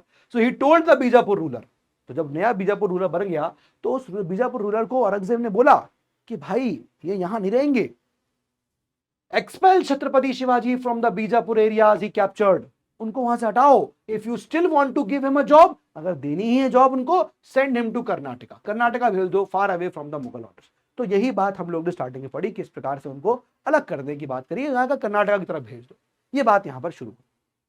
आई होप ये बात आपको समझ में आ गई होगी। Now after being saved from Bijapur punishment, अब बीजापुर की पनिशमेंट से बच चुके हैं छत्रपति शिवाजी महाराज, बिकॉज मुगल का इन्वेजन हुआ है। Shivaji again started the expansion, expanding his territory. अब छत्रपति शिवाजी ने कहा ठीक है, मुगल भी कुछ नहीं कर रहे हैं, बीजापुर भी कुछ नहीं कर रहे हैं, बड़ा शांति का माहौल है। तो छत्रपति शिवाजी ने कहा now it is again time कि मैं एक्सपैंड करना शुरू करूं। शिवाजी ने अब यहां पर अटैक कर दिया बीजापुर के ऊपर। लीजिए भाई, Shivaji attacks Bijapur again. He began conquering the areas जो बीजापुर के हैं। जैसे आप देखोगे कि कोंकण का रीजन जो बीजापुर के पास था वो कैप्चर कर लिया। देन उसके बाद देखोगे आप कि नॉर्दर्न पार्ट जो कोंकण का है वो कैप्चर किया, राइट। तो Shivaji, Chhatrapati Shivaji Maharaj capture the northern part of the Konkan area, और जो भी बीजापुर के टेरिटरीज हैं उसको छत्रपति शिवाजी महाराज ने कैप्चर करना शुरू कर दिया। बीजापुर का रिएक्शन क्या था? बीजापुर का रिएक्शन था कि बीजापुर ने अपना यहां पर एक जनरल अपॉइंट किया, and his name was Afzal Khan. और अफजल खान को कहा 1,00,000 सोल्जर दिए उसको, 1,00,000 सोल्जर, 1,10,000 सोल्जर्स, 10,000 सोल्जर्स दिए अफजल खान को, और कहा कि भाई छत्रपति शिवाजी महाराज को पकड़ो, चाहे कैसा भी, बाय एनी मीन्स पॉसिबल, कैसा भी हो, कुछ भी हो, आई वॉन्ट छत्रपति शिवाजी महाराज। तो ये जो अटैक हुआ था बीजापुर के ऊपर छत्रपति शिवाजी महाराज का, उससे बीजापुर बड़ा वो था कि भाई क्या है ये, कोंकण का एरिया भी ले गए, बहुत सारे एरिया बीजापुर का ले गए, तो ये क्या चीज है, ये क्या किया। तो बीजापुर का रिएक्शन क्या था? अफजल खान एपिसोड, ठीक है ना। तो हम यहां पर इसके ये सेकंड वाले अब पोर्शन को पढ़ रहे हैं कि अफजल खान का यहां पर एपिसोड क्या है, ठीक है ना। तो हम लोग अफजल खान के एपिसोड को हम यहां पर पढ़ने जा रहे हैं। अफजल खान जो है वो एक जनरल था, और वो बीजापुर के द्वारा, बीजापुर के रूलर के द्वारा अपॉइंट किया गया था, ठीक है। उसके द्वारा वो यहां पर अपॉइंट किया गया था, उसे कहा गया था कि तुम पकड़ के लाओ छत्रपति शिवाजी महाराज को, चाहे जैसे लेके आओ। अब मैंने कहा कि ट्रेचरी जो है, डिसऑनेस्टी वगैरह बड़ी कॉमन थी उन दिनों पे, जैसे अभी हमने देखा कि ट्रेचरी इससे पहले भी हुई थी, तो बड़ी कॉमन बात थी, कोई कोई वैसी बात नहीं कि कोई चौंक जाए, है ना। In that period treachery, betrayal या ट्रैप्स बड़े कॉमन थे। बोथ अफजल खान एंड छत्रपति शिवाजी दोनों जानते थे इस चीज को, और दोनों यहां पर ये ट्रिक्स को यूज कर रहे थे, दोनों यहां पर ये ट्रिक्स को जो है वो यूज करते हैं, ठीक है, दोनों यहां पर ट्रिक्स को यूज करते हैं। And deceit before to defeat their enemies, so both distrusted each other, दोनों के अंदर एक दूसरे को लेकर ट्रस्ट नहीं था। अब इसका मतलब यह है कि भाई अफजल खान को डिप्लॉय किया गया है बीजापुर के द्वारा कि छत्रपति शिवाजी महाराज को पकड़ के लाइए। Now what was the problem with Chhatrapati Shivaji Maharaj army? उनकी आर्मी की प्रॉब्लम यह थी कि वो ओपन फील्ड में लड़ना नहीं जानते थे, मतलब वो गुरिल्ला वॉरफेयर में एक्सपर्टीज रखते, जानते थे, गुरिल्ला वॉरफेयर में एक्सपर्टीज थी। तो Shivaji's man, Chhatrapati Shivaji's man they used to guerrilla warfare, वो इस लड़ाई के लिए जानते थे। Small quick attacks from the forest and hill area से वो आएंगे और अटैक करके तुरंत भाग जाएंगे, ये चीज जानते थे। They were not used to open field battles, right, मतलब large face to face fights के लिए इतना ओपन नहीं थे वो। So they feared directly fighting Afzal Khan विकार में, ये था। तो यहां पर हुआ क्या, हुआ ये कि भाई बुलाए गए, ठीक है भैया, छत्रपति शिवाजी महाराज और अफजल खान की मीटिंग हुआ, कहा कि भैया ठीक है आई बैठते हैं, है ना, बढ़िया एकदम खाना वाना खाएंगे और कोल्ड ड्रिंक साथ में चलेगा, कुरकुरे चिप्स के साथ बढ़िया एंजॉय करेंगे। So Afzal Khan sent an invitation to Chhatrapati Shivaji for a personal interview, और छत्रपति शिवाजी न्यू कि भाई ये आदमी, इस आदमी ये इस लायक तो नहीं है कि इसका मैं ट्रस्ट करूं, मैं जानता हूं कि ट्रेचरी हो जाएगी मेरे साथ, है ना, promising to get him pardon from the Bijapur court. अब क्या कह रहा है अफजल खान? अफजल खान कह रहा है छत्रपति शिवाजी को इनवाइट कर रहे हैं कि आप आइए और अब बैठेंगे एकदम बढ़िया हक्का नूडल्स वगैरह खाएंगे, और आपकी जो गलती हुई है, यानी जो आपने बीजापुर में अटैक कर दिया है, आपको जो मैं माफी दिलवा दूंगा बीजापुर कोर्ट से। अच्छा जी, मतलब छत्रपति शिवाजी महाराज वाई ही विल फील कि मैंने गलती करी, क्यों भाई गलती, एक्सपेंशन कर रहे हैं हम तो। बट अफजल खान ने सिंह इनको डिप्लॉय किया गया है बीजापुर की तरफ से कि पकड़ कर लाइए, तो पहले तो अफजल खान ने डायरेक्ट इन्विटेशन भेज दिया, आइए फेस टू फेस बैठेंगे, बात करेंगे, एंजॉय करेंगे, लिटिल लिटिल तो सब चलेगा, मतलब एंजॉय होगा। पर छत्रपति शिवाजी वो जानते थे, कन्विंस्ड थे that this was a trap, ये एक ट्रैप है, ये बातें हैं खाली कि हम आपको बीजापुर कोर्ट से जो है वो यहां पर we will I will get you pardon, ऐसे सब मजाक है। शिवाजी वेंट प्रिपेयर्ड, हाथ में आप देखोगे, हाथ में देखोगे ये वाघनख था, ठीक है, और ये वाघनख पहने हुए, तो जैसे ही यहां मुलाकात होती है यू विल फाइंड कि कैसे छत्रपति शिवाजी महाराज उनके छाती को फाड़ देते हैं पूरी तरह से। And this was the end of the Khan, यानी अफजल खान की यहां पर मर्डर हो जाता है in 1659 in a cunning and a daring manner में, ये यहां पर कर देते हैं murder. This was a very big moment for Chhatrapati Shivaji Maharaj, क्योंकि यहां से आप समझो कि एक पावर, भाई जब ये बात पता चलेगी मोहल्ले पड़ोस में कि बीजापुर के जो जनरल था उसको मर्डर कर दिया है, बहुत बड़ी बात थी, एक बड़ी पावर थी बीजापुर, और उसके खिलाफ उसके जनरल को मर्डर कर देना अपने आप में बड़ा यहां पर डेयरिंग ये काम था और बड़ा ही खतरनाक काम था। ये था आपका अफजल खान का एपिसोड। नाउ व्हाट हैपेंड, अब छत्रपति शिवाजी ने साउथ कोंकण को कैप्चर किया, ठीक है, ये पूरी कहानी है इसमें। और जब साउथ कोंकण कैप्चर किया तो उनका आप देखो फेम ग्रू होने लगा, राइट, कि भाई अफजल खान को भी यहां पर पहले बीजापुर पर अटैक किया, फिर उसके जनरल को अफजल खान को मार दिया, फिर साउथ कोंकण का जो एरिया है उसको भी कैप्चर कर लिया। तो छत्रपति शिवाजी महाराज की पावर एंड प्रेस्टीज बढ़ रहा था, उनकी फेम बढ़ रहा था, है ना, उनकी उनकी पावर्स, उनकी मैजिकल पावर्स की चर्चाएं जगह जगह हो रही थी, घर घर छत्रपति शिवाजी महाराज के बारे में बात हो रही थी, है ना, ये सब बातें यहां पर चल रही थी। तो ऐसे में Afghan mercenaries who had been previously in the service of Bijapur joined his army, वो इनकी आर्मी की तरफ भी आ गया जो पहले बीजापुर की तरफ था, तो ये भी डेवलपमेंट हुआ। ऐसे में क्या हुआ कि अब मुगलों को लगा कि नहीं यार, बीजापुर से मामला तो सुलट नहीं रहा है, बीजापुर तो कुछ कर नहीं पा रहा है, अफजल खान को भेजा, अफजल खान मारे गए, राइट, और ये अफगान भी यहां पर देख रहे हो कि अलग, इनके यहां पर अलग होते जा रहे हैं। तो मुगलों ने कहा कि हमें कुछ करना पड़ेगा, एंड मुगल्स ने, औरंगजेब ने डिप्लॉयड शाइस्ता खान को डिप्लॉय किया गया, ठीक है। Aurangzeb instructed the new Mughal governor, अब जो डेक्कन का नया मुगल गवर्नर था, जैसे आप देखोगे तो शाहजहां जब बादशाह था तो औरंगजेब को डेक्कन में अपॉइंट कर रखा था कि तुम वहां पर रहो, तो वैसे ही औरंगजेब गद्दी बैठ चुका है, तो वो जो नया मुगल गवर्नर बना वहां पर डेक्कन का, वो था शाइस्ता खान, है ना, जो औरंगजेब की जगह आ गया, औरंगजेब बादशाह बन गया तो वो शाइस्ता खान बन गया। तो शाइस्ता खान को बोला छोड़ना नहीं, इसको छोड़ना नहीं, who was related to Aurangzeb by marriage to invade शिवाजी's dominions, Shivaji के डोमिनियन में इन्वेड करिए। अब शाइस्ता खान ने इनिशियली आप देखोगे यहां पर छत्रपति शिवाजी महाराज के लिए वॉर बड़ी खराब थी। शाइस्ता खान ने पूना जो उनको मिला था अपने फादर से, उसको कॉन्कर कर लिया शाइस्ता खान ने, ठीक है, डेक्कन के अंदर, और उसको अपना हेडक्वार्टर बना लिया। यानी कि अब हालात जो है वो हाथ से निकल रहे हैं। छत्रपति शिवाजी की जो जागीर थी पूना, वो उनके हाथ से निकल गई, और इनफैक्ट डेक्कन में बैठा शाइस्ता खान जो कि औरंगजेब का डेक्कन का गवर्नर था, उसने पूना को कैप्चर कर लिया। He then sent detachments to wrest control of Konkan from Shivaji, और शिवाजी से कोंकण का एरिया भी छिनाने के लिए उसने अपनी आर्मी भेज दी। Despite harassing attacks from Chhatrapati Shivaji and bravery of Maratha defenders, the Mughals secured the control of North Konkan। अब मुगल ने नॉर्थ कोंकण का कंट्रोल भी स्थापित कर लिया। यानी कि कहानी कुछ ऐसी थी कि भाई अब छत्रपति शिवाजी महाराज की जो पावर उठ रही थी, ऐसा लग रहा था कि शाइस्ता खान उसे कंट्रोल कर लेगा, क्योंकि उसने कोंकण के एरिया को कैप्चर कर लिया था। पूना की जो एरिया था, जिसको जो उनको जागीर मिली थी, जागीर मिला था, उसको मुगल ने, शाइस्ता खान ने अपना बना लिया था, हेडक्वार्टर बना लिया था। तो लग रहा था कि अब यहां से जो डिक्लाइनिंग फेज आ गया। लेकिन अगेन एक डेयरिंग काम आप देख सकते हो यहां पर हुआ, और वो डेयरिंग काम ये था कि छत्रपति शिवाजी महाराज जो है शाइस्ता खान के कैंप में रात में घुस जाते हैं, और रात में अंदर घुसने के बाद शाइस्ता खान वुंडेड हो गया। ऐसा नहीं कि मारा गया, वुंडेड हो गया। लेकिन उसके अलावा जो वहां पर और लोग थे, जैसे आप देखोगे शाइस्ता खान का लड़का और वन ऑफ हिज कैप्टन्स, ये मारे गए, प्लस शाइस्ता खान वुंड हुआ। तो diving into the corner, Shivaji ने एक बोल्ड स्ट्रोक लिया। क्या? वो कैंप जो था शाइस्ता खान का पुणे के अंदर, उसमें वो इन्फिल्ट्रेट करते हैं एंड रात में वो अटैक कर देते हैं शाइस्ता खान के ऊपर, इन हिज हरम, मतलब उसके टेरिटरी, उसके रूम के अंदर। और वहां पर आप देखोगे कि उसके लड़के को मार दिया छत्रपति शिवाजी महाराज ने, एक कैप्टन को मार दिया, और शाइस्ता खान वुंड हो गया। जब ये इंसिडेंट हुआ तो ये इंसिडेंट औरंगजेब को पता चला। औरंगजेब ने कहा मुझे बात ही नहीं करनी है शाइस्ता खान से, एकदम गधा है, तुम इतने इनएक्टिव कैसे हो, रात में सो रहे हो, तुम्हें पता ही नहीं चला। Aurangzeb was very much angry. Aurangzeb ने कहा मुझे उससे बात नहीं करनी है, इसको ट्रांसफर कर दो। अब उस वक्त प्रोटोकॉल ये था कि जब आप किसी गवर्नर को ट्रांसफर करते हो तो आप उसे सुनोगे कि तुम्हें क्या कहना है इस बारे में, तुम्हारी क्या राय है, तुम जाना चाहते हो कि नहीं जाना चाहते हो। लेकिन औरंगजेब इतना नाराज था कि जब उसका ट्रांसफर हुआ शाइस्ता खान का बंगाल, तो शाइस्ता खान से पूछा भी नहीं किया।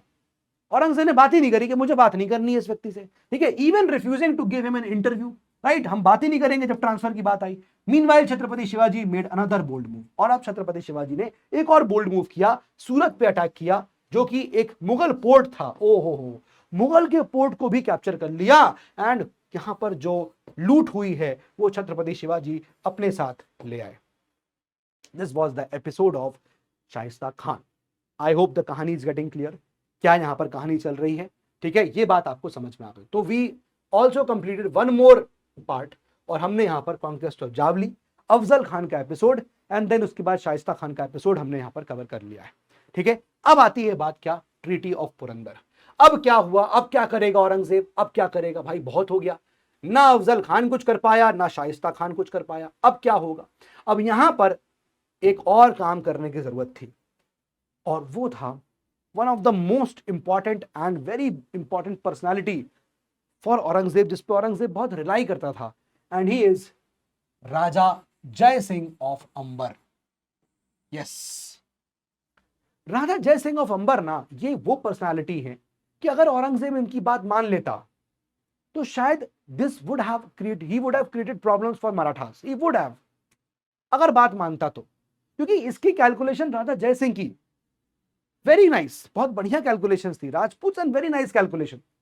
लेकिन औरंगजेब ट्रस्ट नहीं कर पा रहा था।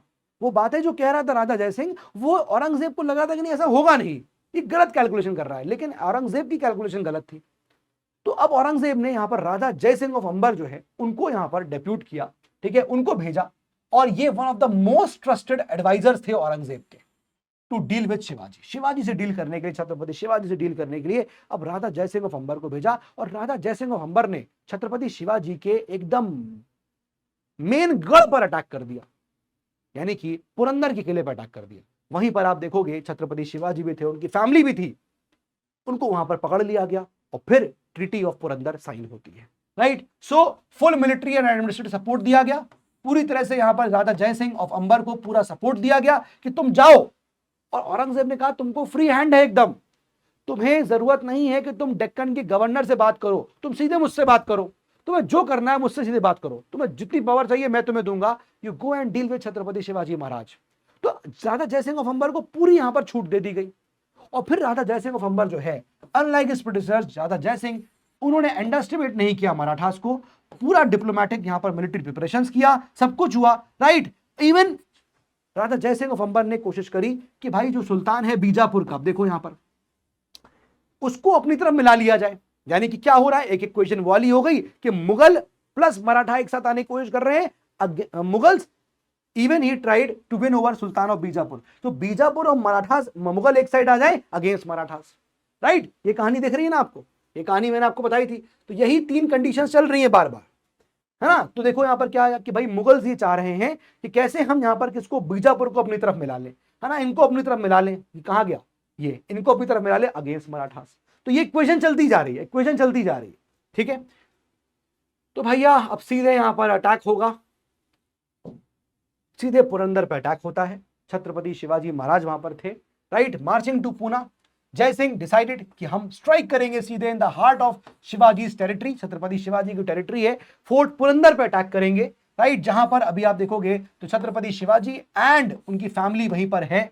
फाइनली राजा जय सिंह जो है वो पुरंदर के ऊपर बिसीज करते हैं 1665 में, राइट। और इस तरह से आप देखोगे with the fall of the fort in site, Purandar का किला गिर जाता है, कोई भी रिलीफ नहीं मिलता है छत्रपति शिवाजी को, कहीं से कोई हेल्प नहीं आती है, right. Open the Shivaji open the negotiations, और इस तरह से अब मुगलों के साथ नेगोशिएशंस की शुरुआत होती है। ट्रीटी ऑफ पुरंदर के यहां पर कुछ क्लॉजेस थे जिसको आपको पता होना चाहिए। जैसे फॉर एग्जांपल मेन क्लॉज ये था कि टोटल आप देखोगे छत्रपति शिवाजी महाराज के पास 35 किले थे डेक्कन के अंदर, 35, और ट्रीटी ऑफ पुरंदर के तहत मुगलों को 23 किले मिलेंगे, 23 किले मिलेंगे, राइट।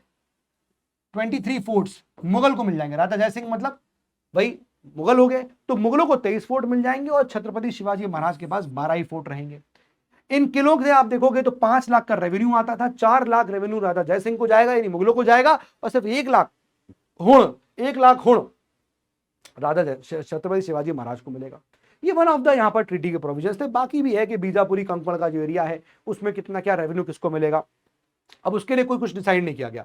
4 लाख का रेवेन्यू आता था बीजापुर कोंकण से, वो पूरा का पूरा आप देखोगे छत्रपति शिवाजी महाराज के पास ही रहेगा। बीजापुर बालाघाट ये वाला अभी कॉन्कर होना बाकी है एरिया, ये कॉन्कर नहीं हुआ है। यहाँ पर भी 5 लाख रुपए प्रपोज था, ठीक है, तो इसकी बात तब होती जब ये आगे कुछ होता। तो अभी जो मेन चीज था वो था उनके किले को लेकर, ठीक है, वो किले को लेकर यहाँ पर 20-30 फोर्ट जो है वो मुगलों के पास चले गए थे। ये सब चीजें यहाँ पर हो गई थी।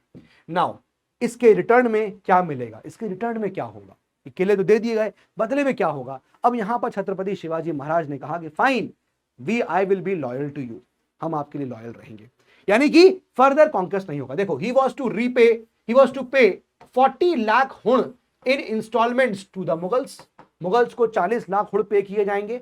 शिवाजी, छत्रपति शिवाजी महाराज आज to be excused from the personal service, हमको आप पर्सनल सर्विस से छोड़ दीजिए कि हम बादशाह की, औरंगजेब की, या बादशाह जो भी है, just a minute guys, alright. तो यहां पर उन्होंने कहा शिवाजी आज टू एक्सक्यूज कि भाई पर्सनल सर्विस नहीं करेंगे हम बादशाह की। हेंस उनको जो है मनसबदार दिया गया 5000 का। He was given the mansabdar किनको, सन ऑफ छत्रपति शिवाजी महाराज को, ठीक है, was granted in his place to his minor son Sambhaji. तो औरंगजेब ने कहा कि सॉरी छत्रपति शिवाजी महाराज ने कहा कि I will not do be in the personal service. तो 5000 का मनसब जो है, आपको पता है मनसबदारी सिस्टम अकबर ने शुरू किया था, तो 5000 का मनसब जो है वो दिया गया छत्रपति शिवाजी महाराज के माइनर सन को, संभाजी को, राइट। शिवाजी प्रॉमिस्ड कि हम लॉयल रहेंगे आपके साथ, टू ज्वाइन पर्सनली, कोई भी अगर मुगल का कैंपेन होगा डेक्कन में तो हम आपको ज्वाइन करेंगे। तो एक तरह से मुगल और मराठा एक साथ अगेंस्ट बीजापुर गोलकोंडा की तैयारी यहां पर हो रही है, ठीक है। ये बात आपको होपफुली समझ में आ गई होगी। नाउ बिगर प्लान क्या था, ये एक बहुत इंपॉर्टेंट बात, मैं आपको समझिएगा इस बात को। मैं क्यों कह रहा था राजा जय सिंह की कैलकुलेशंस क्या थी, और अगर वो कैलकुलेशंस पे औरंगजेब विश्वास करता तो शायद कहानी दूसरी होती। राजा जय सिंह का इक्वेशन ये था, राजा जय सिंह ऑफ अंबर ये चाह रहा था, जिसको औरंगजेब ने डेप्यूट किया, कि हम मराठा को कैप्चर करें और फिर मराठा को ही बोले कि भाई तुम ही बीजापुर गोलकोंडा को कैप्चर करके लाओ, मतलब या फिर हम मराठास को यूज करेंगे against Bijapur Golconda to fight against them. This was a scenario. लेकिन ये तभी पॉसिबल होगा जब औरंगजेब छत्रपति शिवाजी महाराज पे ट्रस्ट करेगा, क्योंकि रिसोर्सेज छत्रपति शिवाजी महाराज को मिलना जरूरी है। और अगर वो औरंगजेब ट्रस्ट दिखाएगा तो राजा जय सिंह जानते थे तभी जो है हम आसानी से बीजापुर गोलकोंडा कैप्चर कर लेंगे। भाई राजा जय सिंह जो है वो ये बात को समझ रहे थे कि it is not easy, Bijapur Golconda भी इजी आसान नहीं है कैप्चर करना।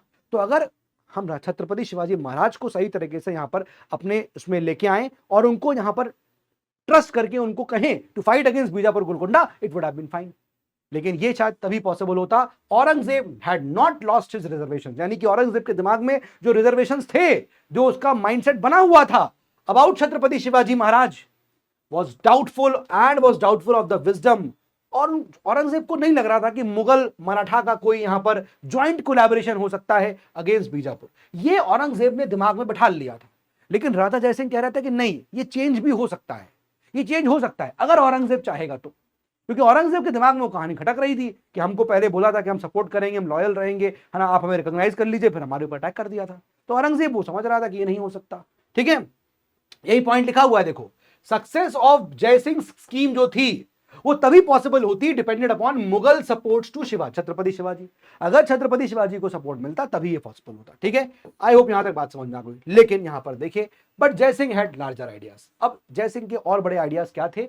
ही considered the alliance with Shivaji, Chhatrapati Shivaji Maharaj, the starting point of the conquest of Bijapur and entire Deccan. ये उसका प्लान था, जैसे मैंने आपको बताया। It was not like this कि हाँ बस ठीक है मुगल और मराठा का अलायंस हो गया, नहीं। राजा जयसिंह वाज लाइक कि अलायंस का मतलब ये है कि मराठास को ही हम लोग क्या करेंगे कि they will fight for us from our side against Bijapur Golconda. ये बड़ा आइडिया था। And once this had been done, अगर ये हो गया, छत्रपति शिवाजी जो है फिर वो हमेशा हमारे अंडर होकर रह जाएंगे, हमारे बैनर में जो है वो लड़ेंगे भी और फिर हमारे बैनर में रहेंगे। लेकिन ये बात राजा जयसिंह नहीं जानता था कि छत्रपति शिवाजी महाराज तो स्टार्टिंग से ही ये ड्रीम ले चुके थे कि हमें अपने लोगों को इंडिपेंडेंट करना है। अरे यही तो उनकी प्रॉब्लम थी, यही तो वो उसके खिलाफ उठे थे ना कि हमारे पास इंडिपेंडेंट स्टेट नहीं है, मराठा राज्य नहीं है हमारे पास। तो मराठा राज्य की जो बात हो रही थी, राजा जयसिंह इस बात को नहीं जानता था। शायद अगर राजा जयसिंह ये होता भी तो भी शायद यहां पर ये कहानी ऐसी नहीं भी हो सकती। तो औरंगजेब का ये चीज कि भाई मुगल मराठा कोई ट्रीटी हो सकती है, कोलैबोरेशन हो सकता है, कहीं कहीं वो हद तक सही भी था और कहीं कहीं राजा जयसिंह की भी कहानी हो सकती थी। You never know. अब तो कुछ ये तो पास्ट हो गया तो उसमें हम कुछ कमेंट भी नहीं कर सकते। लेकिन इतनी बात पक्की है कि अगर छत्रपति शिवाजी महाराज मराठा राज्य की बात कर रहे हैं, एक इंडिपेंडेंट मराठा स्टेट की बात कर रहे हैं, तो चाहे वो बीजापुर हो चाहे मुगल हो, उनके लिए बराबर होता और उनको तो इंडिपेंडेंट स्टेट चाहिए ही चाहिए था। राइट और रॉन्ग, है ना? तो ये सब चीज यहां पर होती। अब यहां से आगरा विजिट की बात करते हैं। यानी कि हम लोग अगर देखेंगे तो ये ट्रीटी ऑफ पुरंदर हो गया, अब आगरा विजिट की बात हुई। तो आगरा विजिट में कहानी कुछ ऐसे घटती है दोस्तों, मैं आपको सीधे कहानी बता देता हूं। ठीक है, आप लोग गो थ्रू करिएगा, पूरे स्लाइड्स उनको आप गो थ्रू कर लीजिएगा। मैं आपको बताता हूं कि आगरा विजिट में यहां पर क्या हुआ। आगरा विजिट में दोस्तों हुआ ये कि राजा जयसिंह ने इंसिस्ट किया छत्रपति शिवाजी महाराज को कि काम करिए, एक बार आप जो है औरंगजेब से मिलके आ जाइए। तो after lot of insistence from the side of Chhatrapati और राजा जयसिंह के कहने पे वो चले जाते हैं छत्रपति शिवाजी महाराज। जब वहां पहुंचते हैं तो औरंगजेब की कोर्ट में उनकी बड़ी डिसरिस्पेक्ट होती है और छत्रपति शिवाजी महाराज को बाकी नोबल्स के साथ, जो मनसबदार होते हैं, उनके साथ बैठा दिया जाता है। छत्रपति शिवाजी महाराज को ये बात बहुत खराब लगती है और कहते हैं कि भाई ये तो मेरी डिसरिस्पेक्ट है, और वहां से निकलते हैं।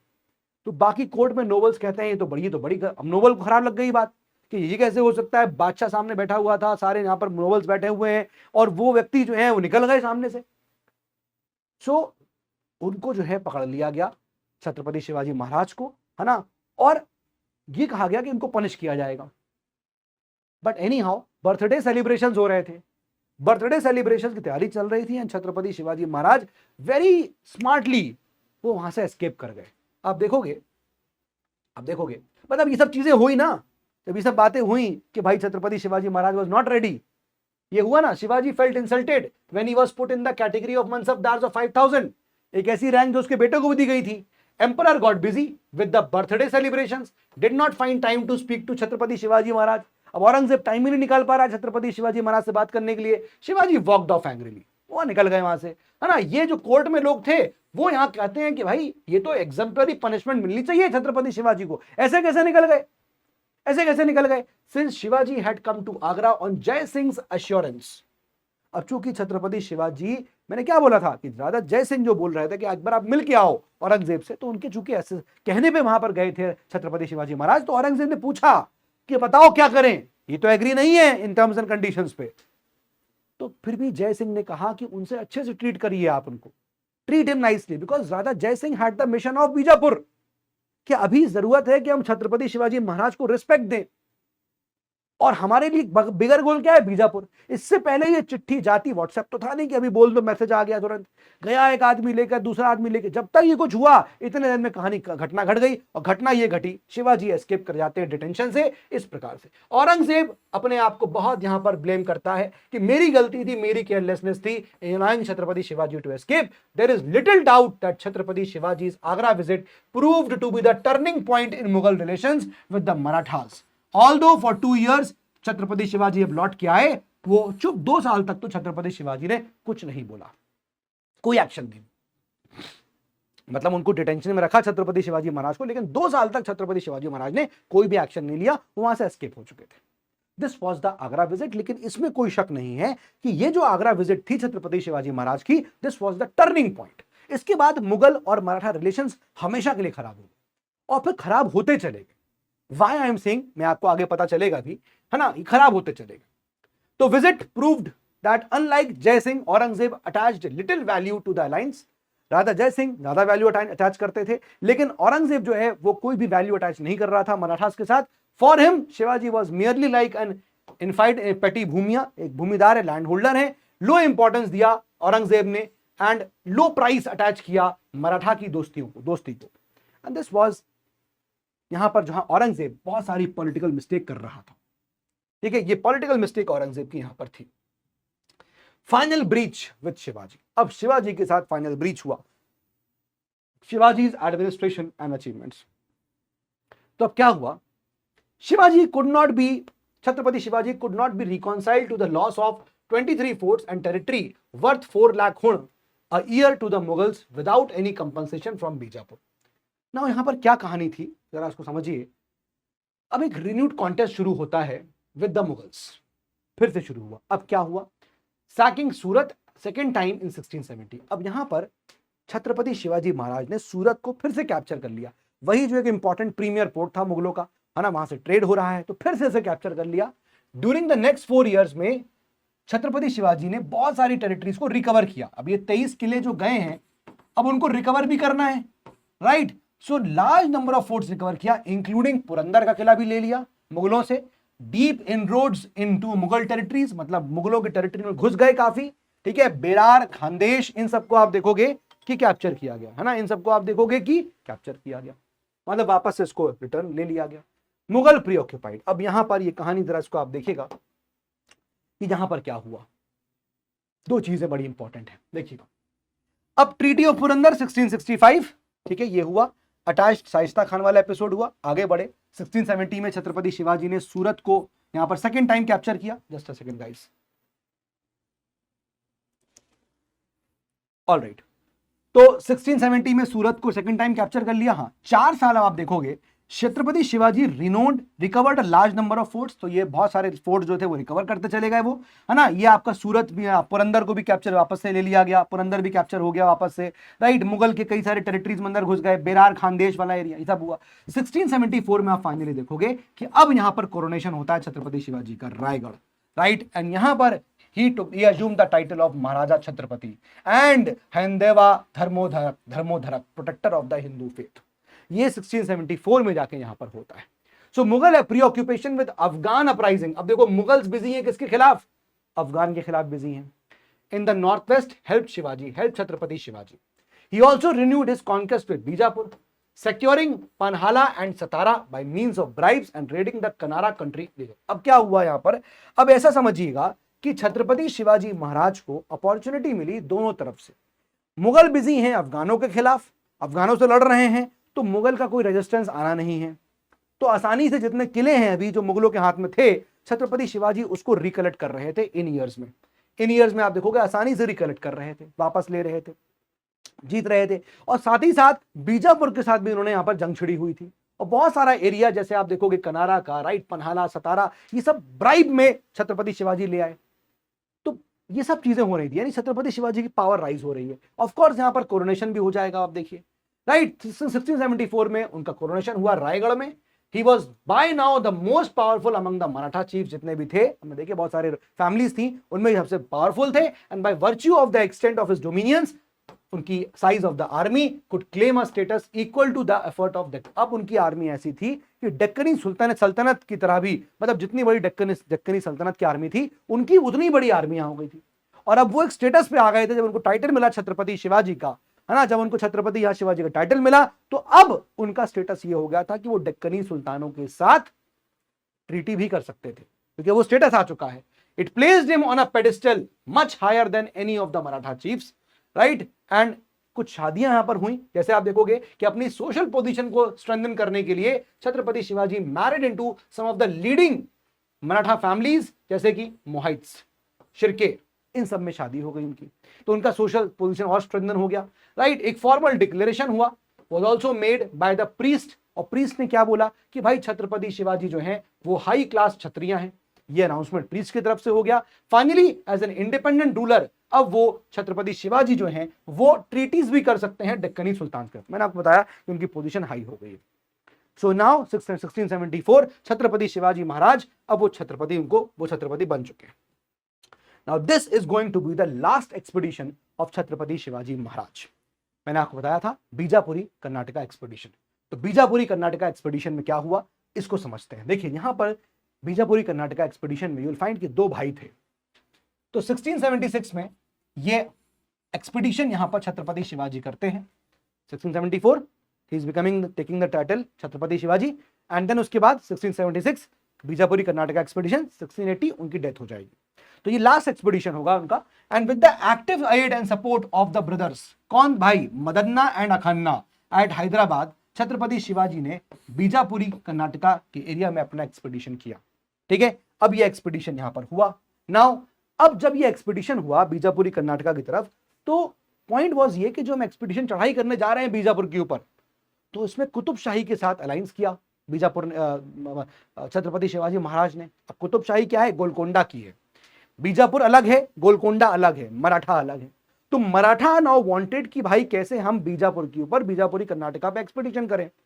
तो इसके लिए यहां पर पहले तो ट्रीटी एक तरह से हो गई मराठा और कुतुब शाही यानी कि गोलकोंडा के बीच में, और डिसाइड ये हुआ कि भाई जो भी चीजें जीत देंगे उसको देख लेंगे डिवाइड करना क्या करना है।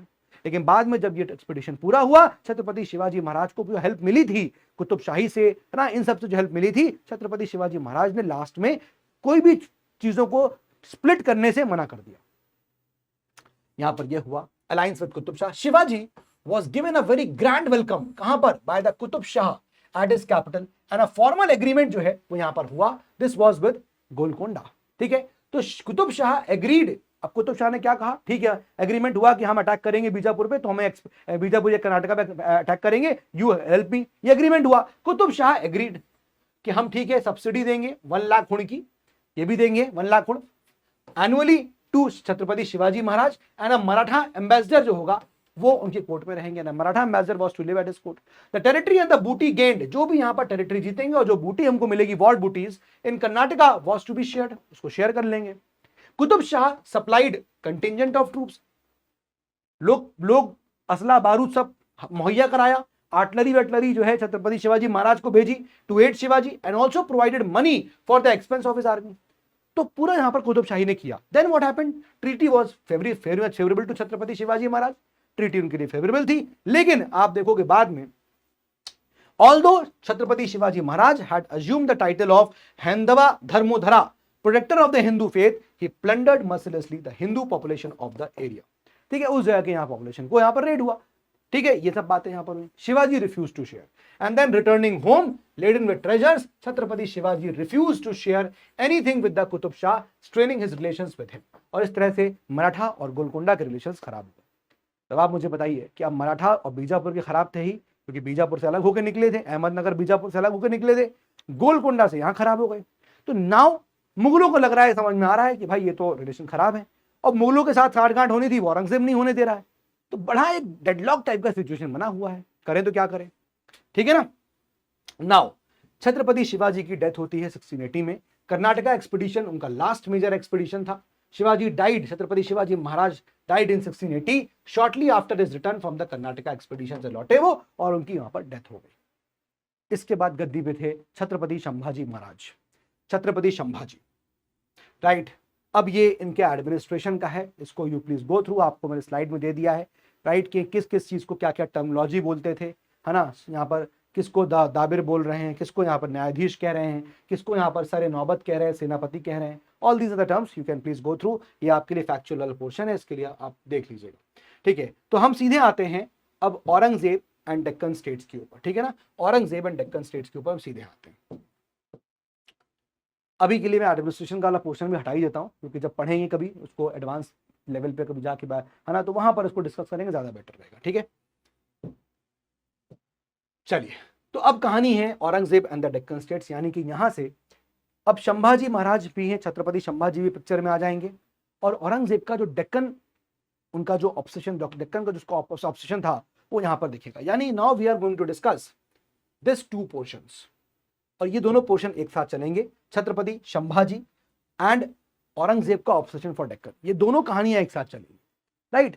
अब छत्रपति संभाजी महाराज की बात हम करेंगे तो इनका रूल बड़ा ही यहाँ पर शॉर्ट लिव्ड था, बहुत बड़ा कोई रूल नहीं था इनका, ठीक है, एंड उनको जल्दी पकड़ भी लिया जाता है, राइट, इनको जल्दी पकड़ भी लिया जाता है। आप देखोगे ट्रीटी ऑफ 1636, अब यहाँ पर ट्रीटी थी एक 1636 की जो हुई थी शाहजहां के साथ, उस ट्रीटी में ये कहा था, समझिएगा क्या हुआ बीजापुर के साथ, यहाँ पर ट्रीटी क्या थी, अब मुगल ये कोशिश कर रहे हैं कैसे मराठाओं को रोका जाए। उन्होंने सोचा था औरंगजेब ने कि छत्रपति शिवाजी महाराज के बाद चीजें खत्म हो जाएंगी, मेरे लिए आसान हो जाएगा, 1680 में डेथ हुआ, लेकिन उसके बाद ये चीजें आसान नहीं हुई। छत्रपति संभाजी जब आए तो सिचुएशन वैसी की वैसी रही। तो अब मुगल सोच रहे हैं करें तो क्या करें यार, समझ ही में नहीं आ रहा है, समझ ही में नहीं आ रहा है। तो अब यहां पर यह कहा जाता है मुगलों के द्वारा कि ऐसा है, 1636 की ट्रीटी में जो डिसाइड किया गया था कि अहमदनगर जो हमें मिल गया था, अब 1636 की ट्रीटी में क्या बताया था मैंने आपको, अहमदनगर वो कैप्चर्ड, अहमदनगर ले लिया था, तो अब ये बोला गया बीजापुर को कि हम 1/3 ऑफ द अहमदनगर टेरिटरी आपको दे देंगे और आप हमारे साथ आ जाइए अगेंस्ट मराठास। समझ में आया? Treaty of 1636 by which Shahjahan had given 1/3 of the territories of Ahmednagar state as a bribe for withdrawing support to the Marathas। 1636 में ट्रीटी में यह भी एक चीज थी कि भाई ठीक है, जीते अहमदनगर को कैप्चर किया, अहमदनगर को यहां पर कैप्चर किया, और ट्रीटी में यह बोला गया कि देखिए ऐसा है, हम आपको 1/3 एरिया दे देंगे, ये 1636 की ट्रीटी में बोला जा रहा है, हम 1/3 of the territory of Ahmednagar की किसको देंगे, बीजापुर को दे देंगे। लेकिन बीजापुर जो है वो अपना एड जो वो देता आ रहा है मराठास को, उस वक्त मराठास अलग थोड़ी थे, उस वक्त मराठास अलग थोड़ी हैं, तो जो आप मराठास को एड कर रहे हो ना बीजापुर से का, वो मत करो। ये 1636 में था। Promise that the Mughals would never ever conquest Bijapur and Golconda, ये बात बोली गई थी कि 1/3 ऑफ द टेरिटरी हम आपको दे रहे हैं अहमदनगर की, आप मराठा को अपना एड नहीं देंगे और बीजापुर और गोलकोंडा पे मुगल कभी अटैक नहीं करेंगे, ये बात हो गई। लेकिन जब औरंगजेब गद्दी बैठा सिचुएशन चेंज हो गया। 1657-58 में गोलकोंडा और बीजापुर दोनों को हड़काया गया, थ्रेटेंड विद एक्सटेंशन, कि तुम लोगों को जो 1636 में ट्रीटी हुई है ना, तुम लोग भूल रहे हो, भले ही तुम लोगों को कैप्चर नहीं किया, लेकिन तुम लोग मुगलों के वैसल स्टेट हो, तुम लोग मुगल के बैनर में यहाँ पर रूल कर रहे हो, इतना जो एक्सपेंशन कर रहे हो ना, हम चुप बैठे हुए हैं, मुगल कह रहे हैं हम चुप बैठे हुए हैं, इसलिए हम न्यूट्रल हैं, इसलिए तुम लोग एक्सपेंड कर रहे हो, भूलो नहीं, खा जाएंगे तुमको कभी भी हम। So Golconda had to pay a huge indemnity, and Bijapur had to agree to the surrender of Nizam Shahi territories granted to it 1636। और यहां पर बीजापुर ने ये 1/3 टेरिटरी जो है वो उसको वापस देनी पड़ी। जब ये एक्सटेंशन की बात आई कि खत्म, हम औरंगजेब ने कहा खत्म कर देंगे, तुम लोग वैसे स्टेट ही हो समझ लो, तो बीजापुर ने कहा कि ये भैया 1/3 टेरिटरी जो लिए थे वापस ले लो, खाना नहीं हमको, और गोलकोंडा में इंडेमनिटी दिया। Why? What was the justification? Because इतने टाइम से जो तुम एक्सपैंड कर रहे हो वो under the banner of Mughals कर रहे हो और कंपनसेशन कुछ नहीं देते हो हमको, इतना तुम एक्सपैंड करके जीत रहे हो, कंपनसेशन कुछ नहीं कह रहे हो, यही जस्टिफिकेशन था, है ना। जस्टिफिकेशन क्या था for this was both the states Bijapur और Golconda had made extensive conquest in Karnataka, लेकिन मुगलों को कुछ नहीं दिया। अरे तुम हो तो मुगलों के अंदर ना, मुगल के अंदर ही तो वेसल स्टेट्स हो बीजापुर गोलकोंडा। 1636 की ट्रीटी में ऐसा हुए भी हुआ था भाई, 1636 में अहमदनगर को तो कैप्चर कर लिया गया था, लेकिन इनके साथ भी ट्रीटी हुई थी। इन लोगों ने मैंने ये मान लिया था कि हाँ ठीक है ये लोग जो है हमारे वेसल स्टेट है, बट कैप्चर नहीं किया था। So compensation was due to the Mughals on the ground that the two states were Mughal vassals. तुम लोग मुगल वेसल हो, हमें कॉम्पनसेशन दो। इतना तुम लोग एक्सपेडिशन कर रहे हो। Their conquest had been made possible due to the benevolent neutrality on the part of Mughals. तुम लोग जो इतना कॉन्कस्ट कर पा रहे हो जस्ट बिकॉज हम लोग बेनिवलेंट है, हम लोग न्यूट्रल हैं, इसलिए तुम कर पा रहे हो, राइट? ये सब बातें यहां पर हो रही थी। So for a long time cost was made by subsidies. अब ये सब बातें यहां हुई कि भाई किस तरह से मुगल और डेक्कन की तरफ जो है, कैसे यहां पर अब डेक्कन की तरफ औरंगजेब बढ़ना चाह रहा है। तो cost was made by subsidies from the treasuries of Malwa and Gujarat. तो मालवा एंड गुजरात की टेरिटरीज कॉस्ट दिया गया। Resumption of policy of limited advance in the Deccan had far reaching implications. Neither Shahjahan nor Aurangzeb adequately appreciated it, made impossible a union of hearts against the Marathas. Now what happened is Aurangzeb and the Deccan states. अब तीन यहां पर आपको, now this is the obsession of Aurangzeb. यहां से औरंगजेब का obsession शुरू होता है। वो तीन फेजेस में इस पर्टिकुलर जो आपका बीजापुर और गोलकोंडा है उसे कैप्चर करेगा। पहला फेज में क्या हुआ? First phase lasted till 1668। ये वही फेज है जिसमें क्या बोला गया, during which the main attempt was to recover from Bijapur the territories belonging to the Ahmednagar state surrendered to it by the treaty of 1636। तो पहला फेज तो वही था कि 1636 में जो अहमदनगर की टेरिटरीज दे दी गई थी बीजापुर को, उसको रिकवर करना। समझ आया? 1636 की ट्रीटी में बीजापुर को जो अहमदनगर की 1/3 टेरिटरीज दे दी गई थी, उसको रिकवर करना पहले फेज का आइडिया था। सेकेंड फेज में आप देखोगे 1684 तक चलता है, during which the major danger in the Deccan was considered to be the Marathas. 1680 भाई मेजर डेंजर कौन थे? मराठा थे। और एफर्ट्स ये किए जा रहे हैं कि कैसे प्रेशराइज करें बीजापुर और गोलकोंडा को कि वो हाथ ज्वाइन कर ले मुगल के साथ। वही एक कॉम्बिनेशन जो मैंने स्टार्टिंग में बताया था कि मुगल्स बीजापुर और गोलकोंडा एक साथ होंगे अगेंस्ट मराठास। देखिए ये हमने यहां पर बात करी थी, देखिए हमने यहाँ स्टार्टिंग में बात करी थी इस चीज को लेकर, क्रक्स मैंने आपको ऑलरेडी कर दिया था, कैसे यहाँ पर मुगल बीजापुर और गोलकोंडा लास्ट में आ जाएंगे और मराठा के खिलाफ खड़े हो। ये अब वहां पर मुगल्स चाह रहे हैं, क्योंकि अगर ये काम करना है तो इंपॉर्टेंट है भाई, मराठा को डील करे, किसको डील करे, नहीं समझ में आ रहा है, राइट? एंड देन उसके बाद आप देखोगे जो लास्ट फेज है उसमें क्या था, औरंगजेब डिस्पेयर्ड। औरंगजेब को लगा कि यार अब कुछ नहीं होगा, नाउ मुझे ही उतरना पड़ेगा मैदान के अंदर। So when Aurangzeb despaired of getting the cooperation, Bijapur और गोलकोंडा का कोऑपरेशन जो है जब नहीं हो पा रहा है अगेंस्ट द मराठाओं के खिलाफ, and decided that to destroy the Marathas it was necessary to conquer Bijapur and Golconda first. ये बात यहां पर औरंगजेब को समझ में आई कि अगर मराठा को हराना है तो जरूरी है कि पहले बीजापुर और गोलकोंडा को हराया जाए, और इसलिए औरंगजेब खुद ही डेक्कन में उतर गया 1686 और 1687 में इसे कैप्चर करने के लिए। ये कहानी यहां पर जो है शुरू होती है। द फर्स्ट फेज जो चलता है 1658, जब वो गद्दी बैठता है, शाहजहां को बंदी बनाया जाता है, ठीक है? 1657 में शाहजहां मरा नहीं है, बंदी बना लिया गया है 1668 तक। तो ये फर्स्ट फेज है। इस फर्स्ट फेज में देखिए क्या होता है। तो फर्स्ट फेज की शुरुआत करते हैं। अब यहां पर आप देखिएगा कि दो चीजें यहां पर on coming to the throne, Aurangzeb के यहां पर दो बड़े प्रॉब्लम्स थे डेक्कन के अंदर। पहला बड़ा प्रॉब्लम क्या था? एक तो वही rising power of Chhatrapati Shivaji Maharaj, यानी कि मराठास की पावर इंक्रीज हो रही है, और दूसरा बड़ा प्रॉब्लम था कि भाई उसका जो लड़का था ना औरंगजेब का, उसका लड़का था प्रिंस अकबर, वो बीजापुर के साथ सांठगांठ कर लेता है, और भाई साहब मुसीबत ये देखिए। सेकेंड है problem of persuading Bijapur to part with the territories ceded to it by treaty of 1636। तो यहां पर तो वो ट्रीटी की बात कर रहा है कि दो बड़ी प्रॉब्लम क्या है कि मराठा की पावर राइज हो रही है, और दूसरा वो टेरिटरी जो सीड कर दी गई थी अहमदनगर की बीजापुर को, वो वापस लेना। ठीक बात है। आफ्टर हिज एक्सेशन, अब जब औरंगजेब गद्दी बैठा, Aurangzeb asked Jai Singh to punish both Chhatrapati Shivaji and Adil Shah, दोनों को पनिश किया जाए। नाउ जय सिंह पे फिर यहां दाव खेला और कहा कि दोनों को पनिश किया जाए। ठीक है, एक्सेशन हुआ यहां पर। अब धीरे धीरे आप देखोगे तो औरंगजेब ने कल्याणी, है ना, बीदर अंडर राजा जय सिंह, ये सब कैप्चर करना शुरू किया, है ना। औरंगजेब ने परिंदा कैप्चर किया, शोलापुर स्टिल रिमेन्ड, ऐसा था। देन जय Singh was the only Mughal politician, ये अकेला था जनरल जो था जो एडवोकेट कर रहा था an all out forward policy. ये पहले से बोल रहा था, चिट्ठी लिखता था औरंगजेब को कि भाई समझ जा, पहले अगर मराठा को कैप्चर करना है तो बीजापुर गोलकोंडा कैप्चर करना पड़ेगा, और कहते था ये कि भाई मराठाओं को मिला लो। Maratha problem could not be solved without a forward policy in Deccan. तुम्हें आना पड़ेगा फ्रंट फुट पे, तो आना पड़ेगा। A conclusion to which Aurangzeb came after 20 years. ये कह रहा है 1656 में ही, आप समझिए इस बात को, 1666 में ही चिल्ला रहा है राजा जय सिंह, और ये बात औरंगजेब को समझ में आई 20 ईयर्स के बाद 1686 में, 1687 में, राइट और रॉन्ग। तो राजा जयसिंह बहुत पहले से ही बात बोल रहे थे कि फॉरवर्ड पॉलिसी रखो, फॉरवर्ड पॉलिसी रखो, बट नहीं, ये चिट्ठियां भी लिख रहा है, the conquest of Bijapur is the preface, the conquest of all Deccan and Karnataka. भाई अगर बीजापुर को कॉन्क्वेस्ट करना है, is the preface to the conquest of all Deccan and Karnataka. आपको डेक्कन पूरा, कर्नाटका पूरा कैप्चर करना है तो you have to capture it, right now. But Aurangzeb shrank from this bold policy. Aurangzeb ये बोल्ड पॉलिसी नहीं अपना रहा था। वाई वॉज नॉट, भाई राजा जयसिंह बोल रहा है, बट औरंगजेब क्यों नहीं कर रहा था इस चीज को? वाई औरंगजेब वॉज अवे, क्यों फॉरवर्ड पॉलिसी नहीं कर रहा है? रीजन ये था कि अफगान नॉर्थ वेस्ट में आ रहे हैं, तो औरंगजेब को लगा कि अगर मैं डेक्कन में घुस गया एक बार तो अफगान ऊपर से मेरी गद्दी निकाल ले जाएंगे। तो पहला था कि एक तो ruler of Iran had adopted a threatening attitude to in the north west, Iran की बात कर रहा हूं, ठीक है, ईरान बोल रहा हूं।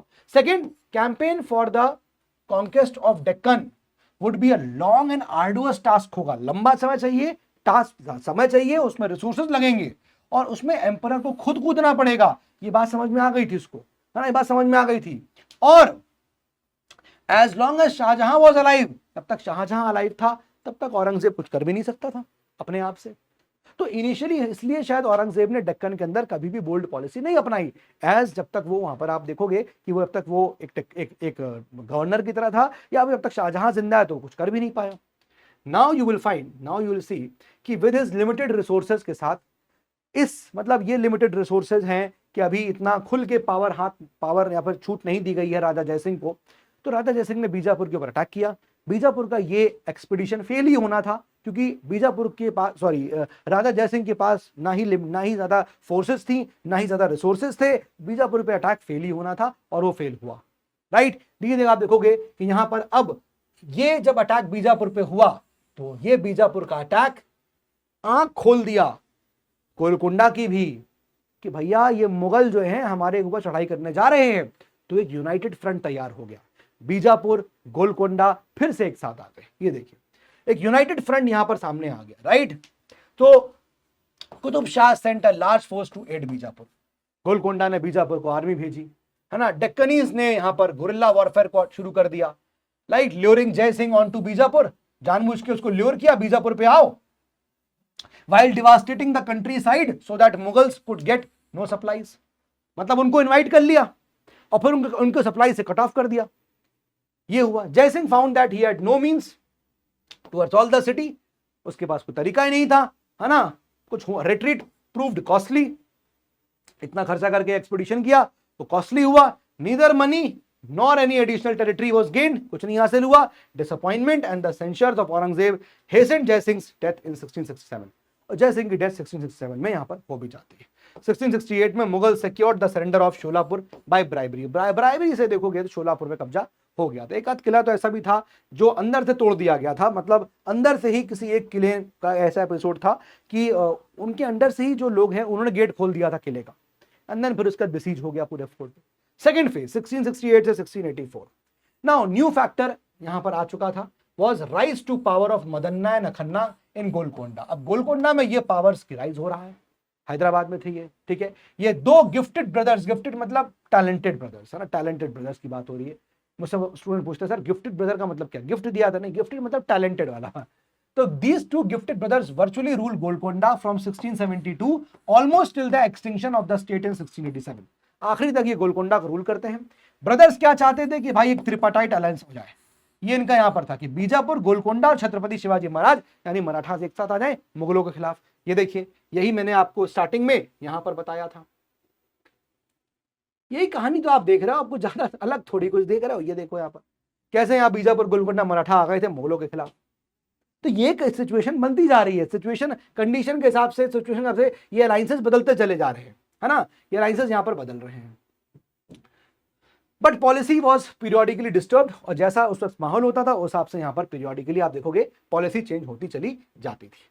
Aurangzeb seriously concern at the growing Maratha power. अब औरंगजेब थोड़ा सा सीरियस हो गया, वो चाहता था कि भाई keen to limit Mughal expansion the Deccan. Repeated efforts were made to install and back a party at Bijapur which could cooperate with the Mughals against Shivaji, which would not be led by Golconda। मतलब कई सारे यहाँ पर अभी permutations combination बना के औरंगजेब देख रहा है कैसे यहाँ पर जो है मराठा को रोके। कुल मिला के उसकी कहानी ये है। एक बार दिलेर खान को यहाँ पर भेजा गया, दिलेर खान का यहाँ पर कोशिश करी गई। तो लास्ट डेस्परेट एफर्ट जो है वो दिलेर खान का हुआ, मुगल वाइसरॉय था 1679 और 1680 में, टू कैप्चर बीजापुर, है ना। ये भी फेल हो गया, क्योंकि यहां पर आप देखोगे अगेन क्या हुआ कि एक अगेन वही चीज हुआ, सेम चीज, वो फिर से यूनाइट हो गए, largely because no Mughal viceroy had the means, कोई तरीका नहीं था। New element which was brought into play was the matchlock armed Karnataki foot soldiers भी इन्वॉल्व हो गए अब डेक्कन के साथ। 30,000 of them sent by the Berar chief, Prem Nayak ने भेजे कुछ, यहाँ 30,000 soldiers. Shivaji Chhatrapati Shivaji Maharaj also sent a large force to relieve Bijapur and raided the Mughal dominions. Diler Khan could achieve nothing except laying Mughal territories, and hence he was recalled by Aurangzeb. तो दिलेर खान का attempt भी fail हो गया, because कोई मतलब कुछ कर ही नहीं पा रहे हैं। No, this is failure things, failed attempt. Diler Khan का एपिसोड क्या ही याद रखोगे, बट ये कि हाँ एक एपिसोड था वो भी फेल हो गया, कोशिश करी नहीं हुआ। थर्ड फेज की बात यहां पर अब आती है। अब देखिए औरंगजेब जो है, अब उसका डेक्कन ऑब्सेशन भी थर्ड फेज में शुरू होता है। शिवाजी छत्रपति शिवाजी महाराज की डेथ हुई 1680 में, उसके बाद उनका लड़का Chhatrapati Sambhaji became the ruler of Marathas, right. Around the same time आप देखोगे 1680 में औरंगजेब ओन सन, अब ये प्रिंस अकबर जो है, rebelled against him and took a refuge with Sambhaji. अब ये देखिए यहाँ पर एक कहानी औरंगजेब की कहानी में, औरंगजेब की जिंदगी में बवाल कम नहीं था कि उसके लोग भी, उसका बेटा भी उससे बगावत कर गया, और जो उसका बेटा था औरंगजेब का प्रिंस अकबर, वो जाके छत्रपति संभाजी के साथ मिल जाता है, रेफ्यूज ले लेता है। तो अब Aurangzeb now had two enemies in the Deccan. Aurangzeb के दो एनिमीज थे, एक तो उसका लड़का जो रेबेल कर गया था औरंग अकबर, और दूसरा Sambhaji, Chhatrapati Sambhaji and the Marathas who were sheltering him. तो ये दोनों यहां पर उसके दुश्मन हो गए औरंगजेब के। अब देख रहे हो कि औरंगजेब कैसे फंसा हुआ है डेक्कन में। औरंगजेब का प्लान क्या था? औरंगजेब का प्लान ये था to crush Sambhaji and his allies. Aurangzeb needed to cut off his support base, पूरा बेस ये सपोर्ट कट ऑफ करना था। Sambhaji had his allies in both in Bijapur and Golconda. Sambhaji के अलाइज बीजापुर में भी है, गोलकोंडा में भी है, यानी कि यूनाइटेड फ्रंट जो है वो बना हुआ है। The two Deccani sultanates, Aurangzeb decided I will separate Bijapur and Golconda from the Marathas. पहले मराठास से बीजापुर गोलकोंडा करूंगा, एंड इफ दे डोंट ओबे आई विल डिस्ट्रॉय देम, और फिर मैं डिस्ट्रॉय कर दूंगा। मतलब ये ऑब्सेशन ही तो हुआ ना, यही चक्कर में पड़े हो कि अलग कर दे, अलग हो जाए, ब्रेकअप हो जाए, ब्रेकअप ही नहीं हो रहा है। इतना बढ़िया यहाँ पर अटैचमेंट है, तुम समझ रहे हो, बीजापुर गोलकोंडा मराठा साहब ऐसे जुड़े हुए हैं, और उसका ऑब्सेशन देख रहे हो आप। अरे क्या ऑब्सेशन था, नॉर्थ में रहते, कुछ कमी है कुछ बताओ। वो ऑब्सेशन सब छोड़ छाड़ के बैठे हैं नीचे सलीम की गली में। अजीब ही चल रहा है भाई माहौल यहाँ पर। औरंगजेब का अलग ही ऑब्सेशन चल रहा है। औरंगजेब डिमांड फ्रॉम बीजापुर, अब बीजापुर से डिमांड किया उसने, वेसल स्टेट था Bijapur. he treated the Adil Shah of Bijapur as a vassal, तुम सबऑर्डिनेट हो मेरे। उसने कहा कि फूड, खाना और सप्लाईज भेजिए मुगल आर्मी को जब मराठा पे अटैक हो, मुगल ट्रूप्स मार्च हो फ्रीली, आपकी टेरिटरी से निकल पाए, बीजापुर की टेरिटरी से मेरे सैनिक निकल पाए। 5-6 हजार कैवलरी भेजिए, और शरदा खान को एक्सपेल कर दिए क्योंकि वो प्रो मराठा बात कर रहा है। ये यहां पर बीजापुर ने बोला। बीजापुर का रिएक्शन क्या था? बीजापुर ने कहा कि भाई he refused and instead sought help from Golconda and Sambhaji. Bijapur ने यहाँ पर यूनाइटेड फ्रंट बना लिया। The Marathas had become the only shield protecting the Deccani states from the Mughal dominion. ठीक है, तो both Golconda and Marathas helped him quickly. मतलब फिर वही होता है, जब जब मुगलों का ये रहता था कि नहीं औरंगजेब का कि हम इनको हराएंगे, तब तब यूनाइटेड फ्रंट बन जाता था। बीजापुर गोलकोंडा मराठा एक साथ आ जाते थे, राइट, एक साथ आ जाते थे। Siege and fall of beef, अब यहाँ पर बीजापुर फाइनली फॉल डाउन हुआ। Aurangzeb personally led the Mughal army against Bijapur and 18 महीने लगे इस बिसीज में। फाइनली 1686 में बीजापुर को यहाँ पर कैप्चर कर लिया गया, सिटी को डिस्ट्रॉय किया गया, आदिल शाह डायनेस्टी खत्म हो गई यहाँ पर। This shows that the earlier failures of Mughal generals like जय सिंह एंड दिलेर Khan were not due to the incompetence से नहीं था। इवन औरंगजेब भी यहाँ पर, उसको भी 18 महीने लगे थे फुल इंपीरियल आर्मी को जीतने के लिए। अब सोचिए ना, 18 महीने लग रहे हैं भाई साहब, 1.5 साल निकाल दिया इसी चीज में कि हाँ बीजापुर जीतना। अब सोचिए आप कितना बड़ा, मतलब एक ना इसको कहते हैं कि खतरनाक ऑब्सेशन। अब आप यार पीछे पड़े हुए हो कि यही 1.5 साल कुछ वक्त होता है। सोचिए आपकी लाइफ में 1.5 साल कितना बड़ा वक्त है, और आप वहीं बैठे हैं कि हम बीजापुर को कैप्चर करके जाएंगे। अब 1.5 साल निकाल दिए। नेक्स्ट टारगेट गोलकोंडा था, और गोलकोंडा में यहां पर क्या था? गोलकोंडा में औरंगजेब टर्न टू गोलकोंडा, वहां पर कुतुब शाही डायनेस्टी थी, और रूलर को एक्यूज किया कई सारे गुनाहों के लिए। जैसे कुतुब शाही डायनेस्टी के रूलर को बोला कि आपने 2 हिंदू मिनिस्टर्स को अदन्ना अखन्ना और मदन्ना को आपने यहाँ पर पनाह दे वो रखा है, हाई पोजीशन दे रखी है। आप छत्रपति शिवाजी महाराज और बीजापुर को हेल्प कर रहे हो। रिसेंटली आपने 40,000 ट्रूप्स भी भेजे हैं बीजापुर को। इस ग्राउंड्स पे कुतुबशाही डायनेस्टी के रूलर को यहाँ पर अक्यूज किया औरंगजेब ने, और इसके बाद औरंगजेब ने यहाँ पर गोलकोंडा को कहा कि तुम्हें छोड़ देंगे, ऑफर किया छोड़ देंगे। Aurangzeb offer to forgive Qutbshahi, छोड़ देंगे अगर आप फाइन दो, मुझे सरेंडर करो अपनी टेरिटरीज। इन दोनों जो भाई है मदन्ना खन्ना इनको रिमूव करिए।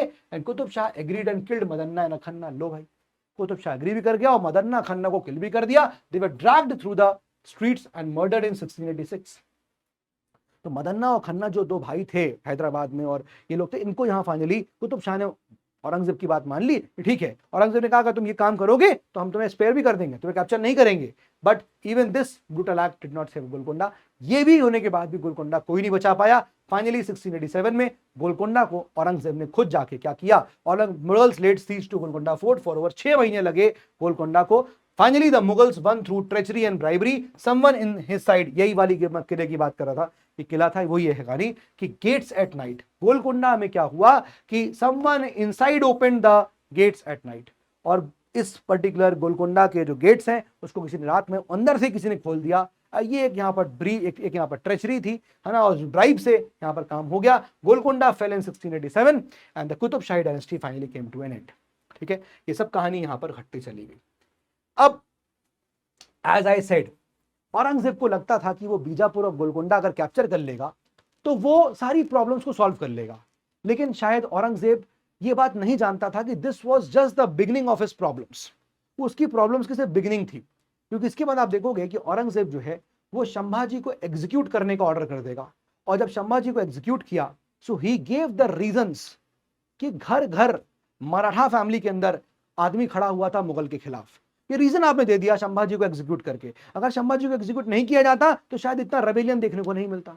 लेकिन ऐसा डिसीजन ऑफ औरंगजेब ने चीजों को बहुत चेंज कर दिया, और हर घर में अब यहां पर मराठा में लोग खड़े थे मुगलों के खिलाफ। औरंगजेब को लग रहा था कि मैं डेक्कन जीत खत्म कर, मैं सारी चीजें, मैं सुकून के जीवन जीऊंगा, लेकिन शायद सुकून का जीवन उसका कभी उसके किस्मत में ही नहीं था। एंड फिर वो, मैंने कहा कि अपने जीवन की लास्ट 25 साल वो डेक्कन में गुजार देता है। जगह जगह छोटे छोटे रिबेलियन होते हैं, रिवोल्ट्स होते हैं, उनको सप्रेस करता रहता है। और जब तक औरंगजेब को ये बात समझ में आती है कि बहुत देर हो चुकी होती है, एंड 1707 में वो फाइनली उसकी डेथ हो जाती है। Right, so Aurangzeb had finally achieved his long life long dream जो था ना कि मुझे यूपीएससी एग्जाम क्लियर करना है ना, वो उसने अचीव कर लिया था। राइट, उसने बीजापुर और गोलकोंडा को यहाँ पर हरा दिया था, उसका जो ऑब्सेशन था। And the entire Deccan was now under the Mughal rule, पूरा मुगल के रूल के अंदर था। But this was just the beginning of his troubles. ये उसके ट्रबल्स की बस शुरुआत थी, because now Marathas became the main enemy. Marathas main enemy है, एंड मुगल्स को बहुत सारा एनॉर्मस मनी और मैन पावर लगेगा मराठा को हराने के लिए। और औरंगजेब इस काम के लिए भाई 25 साल, अपने last 25 years of his life वहीं पर रह गया, और वो दिल्ली लौटा ही नहीं। Aurangzeb never return to Delhi, वहीं पर रह गया, वहीं पर रह गया। Aurangzeb, the Marathas and the Deccan, the last phase आपका ये यहां पर आता है। तो संभाजी महाराज यहां पर 1689 में फाइनली डाउनफॉल ऑफ बीजापुर और गोलकोंडा हो गया। अब यहां पर बीजापुर गोलकोंडा चला गया तो मराठास भी यहां पर क्या हो गए, अब उनके पास यूनाइटेड फ्रंट जो बनता था वो नहीं है। सो ऑल हिज फोर्सेस अब अगेंस्ट मराठास आ चुकी हैं। छत्रपति संभाजी वो surprised at his secret hide out, जहां पर वो रहते थे छत्रपति संभाजी, वहां पर अचानक से अटैक हुआ, हमला हुआ। वो जगह है कौन सी, संगमेश्वर। संगमेश्वर में छत्रपति संभाजी थे, है ना, वहां मुगल फोर्स ने सीक्रेट जो हाइड आउट था उनका जगह थी छुपने की, वहां पर अटैक किया। He was paraded before Aurangzeb and executed as a rebel and infidel की तरह उनको यहां पर एग्जीक्यूट कर दिया गया। ठीक है, now in this background after Bijapur and Golconda fell, अब औरंगजेब जो है finally conquered the 2 big Deccan states को कैप्चर कर चुका है। ओनली मराठास ही बचे हैं। रूलर वॉज संभाजी, बता दिया मैंने आपको, कैप्चर हुआ संभाजी का, एग्जीक्यूशन हो गया उनका, ये हम डिस्कस कर चुके हैं यहाँ पर, ठीक बात है। बट द अपोजिट हैपेंड, अब उल्टा हो गया। उसने सोचा था सब सॉर्ट हो जाएगा, सॉर्ट नहीं हुआ। औरंगजेब ने गलती कर दी। If he had spared Sambhaji, अगर संभाजी को स्पेयर कर देते और made a peace treaty with him अगर हो जाती, he could have stabilised the newly conquered Deccan. Deccan को स्टेबलाइज हो सकता था, बीजापुर गोलकोंडा स्टेबलाइज हो सकते थे अगर वो एग्जीक्यूशन ना होता, लेकिन एग्जीक्यूशन हो गया। बीजापुर गोलकोंडा अभी भी हाथ से, मतलब अभी भी जीता गया है, वहां पर भी बगावत है। और मराठास के अंदर आप देखोगे तो संभाजी को एग्जीक्यूट करके वो भी बगावत छिड़ उसने करवा ली। So instead by killing him he gave the Marathas a new cause. Instead by killing him, Sambhaji को एग्जीक्यूट करके he gave the Marathas a new cause, revenge and unity. Marathas got united because of the execution of Chhatrapati Sambhaji and उनके अंदर revenge की भावना पैदा हुई. Every Maratha chief Sardar now felt personally committed to fight the Mughals. Right? Maratha response क्या था after Shambhaji's death? अब क्या लगा, संभाजी की डेथ भी हो गई 1689 में, अब कुछ हो जाएगा, अब कुछ हो जाएगा, अब भी कुछ नहीं हुआ. Marathas did not surrender. और मैंने क्या बोला, कोई सिंगल लीडर तो नहीं था, लेकिन गुरिल्ला वॉरफेयर उनकी खतरनाक थी. और ऐसे में आप देखोगे whenever the Mughal army came near, जब भी आती थी, they vanished in the hills. Marathas hills में घुस जाते थे वापस फॉरेस्ट एरिया में, और जब मुगल आर्मी लेफ्ट कर जाती थी तो रिटर्न टू अटैक देम. इस तरह से यहां पर जो है कहानी चल रही थी. ठीक है. सो रिजल्ट वाज दिस कि औरंगजेब ने सोचा था कि वो डिस्ट्रॉय कर देगा मराठा स्टेट को, लेकिन अल्टीमेटली जो उसके फैसले थे उससे मराठास और अनस्टॉपेबल हो गए. It became a people's war. ये लोगों की लड़ाई हो गई थी, घर घर यहां पर लड़ाई छिड़ी हुई थी, हर मराठा फैमिली अगेंस्ट खड़ी हुई थी, है ना. Even with the emperor himself leading, the Mughal army could not control the region. Maratha को कभी कंट्रोल नहीं कर पाए. ये कहानी यहां पर रही. इसके बाद Raja Ram, the younger brother of Sambhaji, was crowned as the king but had to escape when the Mughals attacked his capital. राजा राम को यहां पर escape करना पड़ा. Raja Ram sought shelter at Jinji on the east coast and continued the fight. Maratha resistance spread from the west to the east coast. However, for the moment, Aurangzeb was at the height of his power, having triumphed over all his enemies. एक time था जब राजा राम भी escape कर गए, तो ये time था जब औरंगजेब अपने चरम पे आ चुका था कि भाई ठीक है, अपने सारे एनिमीज को, जिसका जो ऑब्सेशन था वो यहाँ पर कंप्लीट हो गया था, और उसको लगा कि नहीं, everything is now doing good. But some opinions surfaced before Aurangzeb. कुछ चीजें सामने आई, जैसे Aurangzeb should return to the north, leaving to the others the task of mopping up the operations against Marathas. अब ये कहा गया कि ठीक है, राजा राम अब यहाँ पर एस्केप कर गए, तो अब औरंगजेब दिल्ली आ जाता वापस और अपने कमांडर्स को बोलता कि तुम सारी चीजों को सफाई कर दो, मॉपिंग कर दो, पोछा लगा दो, बाकी सफाई कर दो. Support to of the heir apparent Shah Alam that the task of ruling over Karnataka should be left to the vassal state rulers of Bijapur and Golconda. But the thing is कि Aurangzeb rejected all these suggestions and imprisoned Shah Alam for daring to negotiate with Deccani rulers. Aurangzeb की गलती थी, औरंगजेब की बहुत बड़ी गलती थी, औरंगजेब की बहुत बड़ी गलती थी. ठीक है. And then you will find कि convinced that the Maratha power had been crushed after 1690. Aurangzeb concentrated on annexing the empire, the rich and extremely Karnataka tract. Aurangzeb bit off more than he could chew. He unduly extended, मतलब सब कुछ वो unduly कर रहा था, है ना. वो अपनी लाइन कम्युनिकेशन ज्यादा आगे ले गया, वल्नरेबल कर दिया उसने, है ना. इसलिए वो फेल होता जगह जगह पे. आप देखोगे इस पीरियड में यहाँ से लेकर यहाँ तक Aurangzeb stubbornly refuse to negotiate with the Marathas. अब वो नेगोशिएट कर ही नहीं रहा है, नेगोशिएट कर लेता, लेकिन नहीं, नेगोशिएट नहीं किया. Raja Ram was besieged at Gingee, वहां उनका सीज हो गया, but the siege prove to be a long drawn out. बहुत लंबा समय लगा राजा राम को यहाँ पर कैप्चर करना, उसमें बहुत लंबा समय लगा. जिंजी फेल हुआ है 1698 में, राजा राम एस्केप लीजिए. अब जिंजी पे कैप्चर भी हुआ तो राजा राम एस्केप कर चुके थे. तो आप देखो औरंगजेब कितना पीछे पड़ा हो. देखो उसको पागल बोलते हैं. अरे इतना कौन सा तुम्हें उसको पाके क्या मिल जाएगा.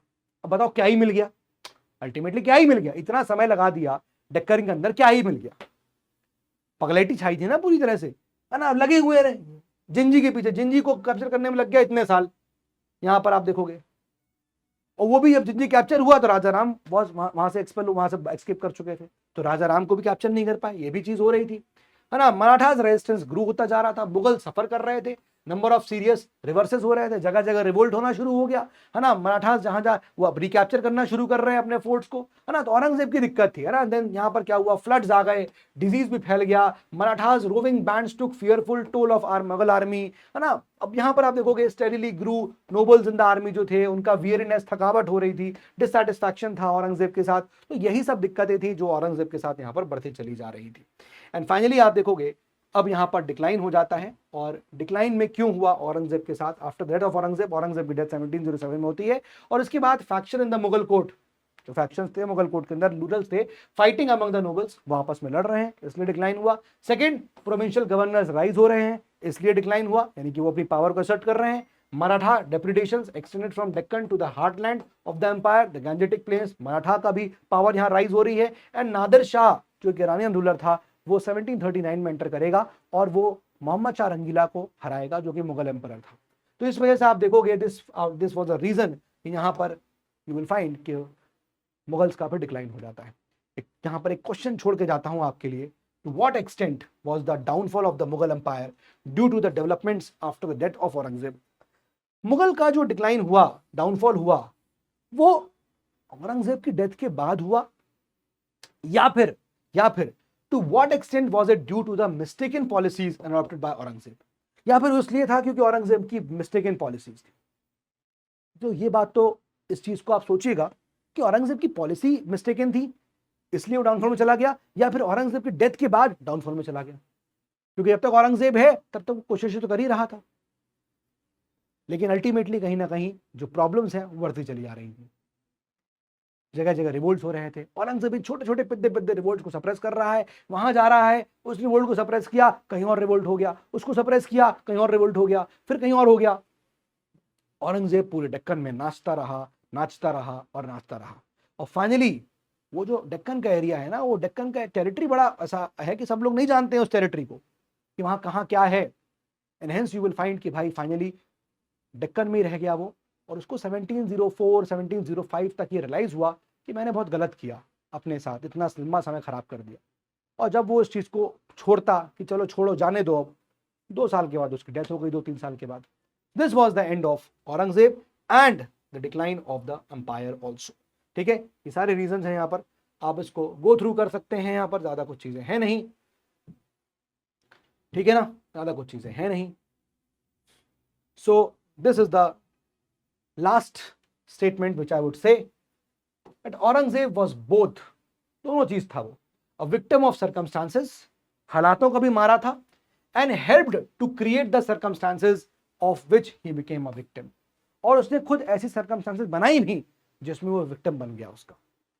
ठीक है, तो this brings us to the chapter, और यहां से मराठा कंप्लीट हुआ। देखो मैंने आपको ना काफी डिटेल में मराठास पढ़ा दिया है, मतलब this is really a lot of detail which I went into when I taught you Marathas, है ना। मुगलों के अंदर ही मैं काफ़ी अच्छे से गया हूँ, है ना, कुछ उसका आपको एडमिनिस्ट्रेटिव एंगल पढ़ना होगा, है ना, जैसे मराठास का भी एडमिनिस्ट्रेशन के अंदर जाना होगा, ये सब चीज़ें हैं, बट मेजरली मैंने बहुत ज़्यादा बेसिक से भी ज़्यादा आपको यहाँ पूरी कहानी डिटेल से डिस्कस करी है। होपफुली ये पूरी कहानी आपको समझ में आई होगी दोस्तों। Do let me know the comment box, है ना, और प्लीज़ किसी भी चीज़ को लेकर आप लोग ना इमोशनल मत हो जाइएगा, क्योंकि हिस्ट्री है, हम लोग इतिहास पढ़ रहे हैं, तो कहीं से भी इमोशनल मत हो जाएगा। ठीक है, thank you so much guys, that's all for today from my side. जय हिंद एंड जय भारत एवरीवन।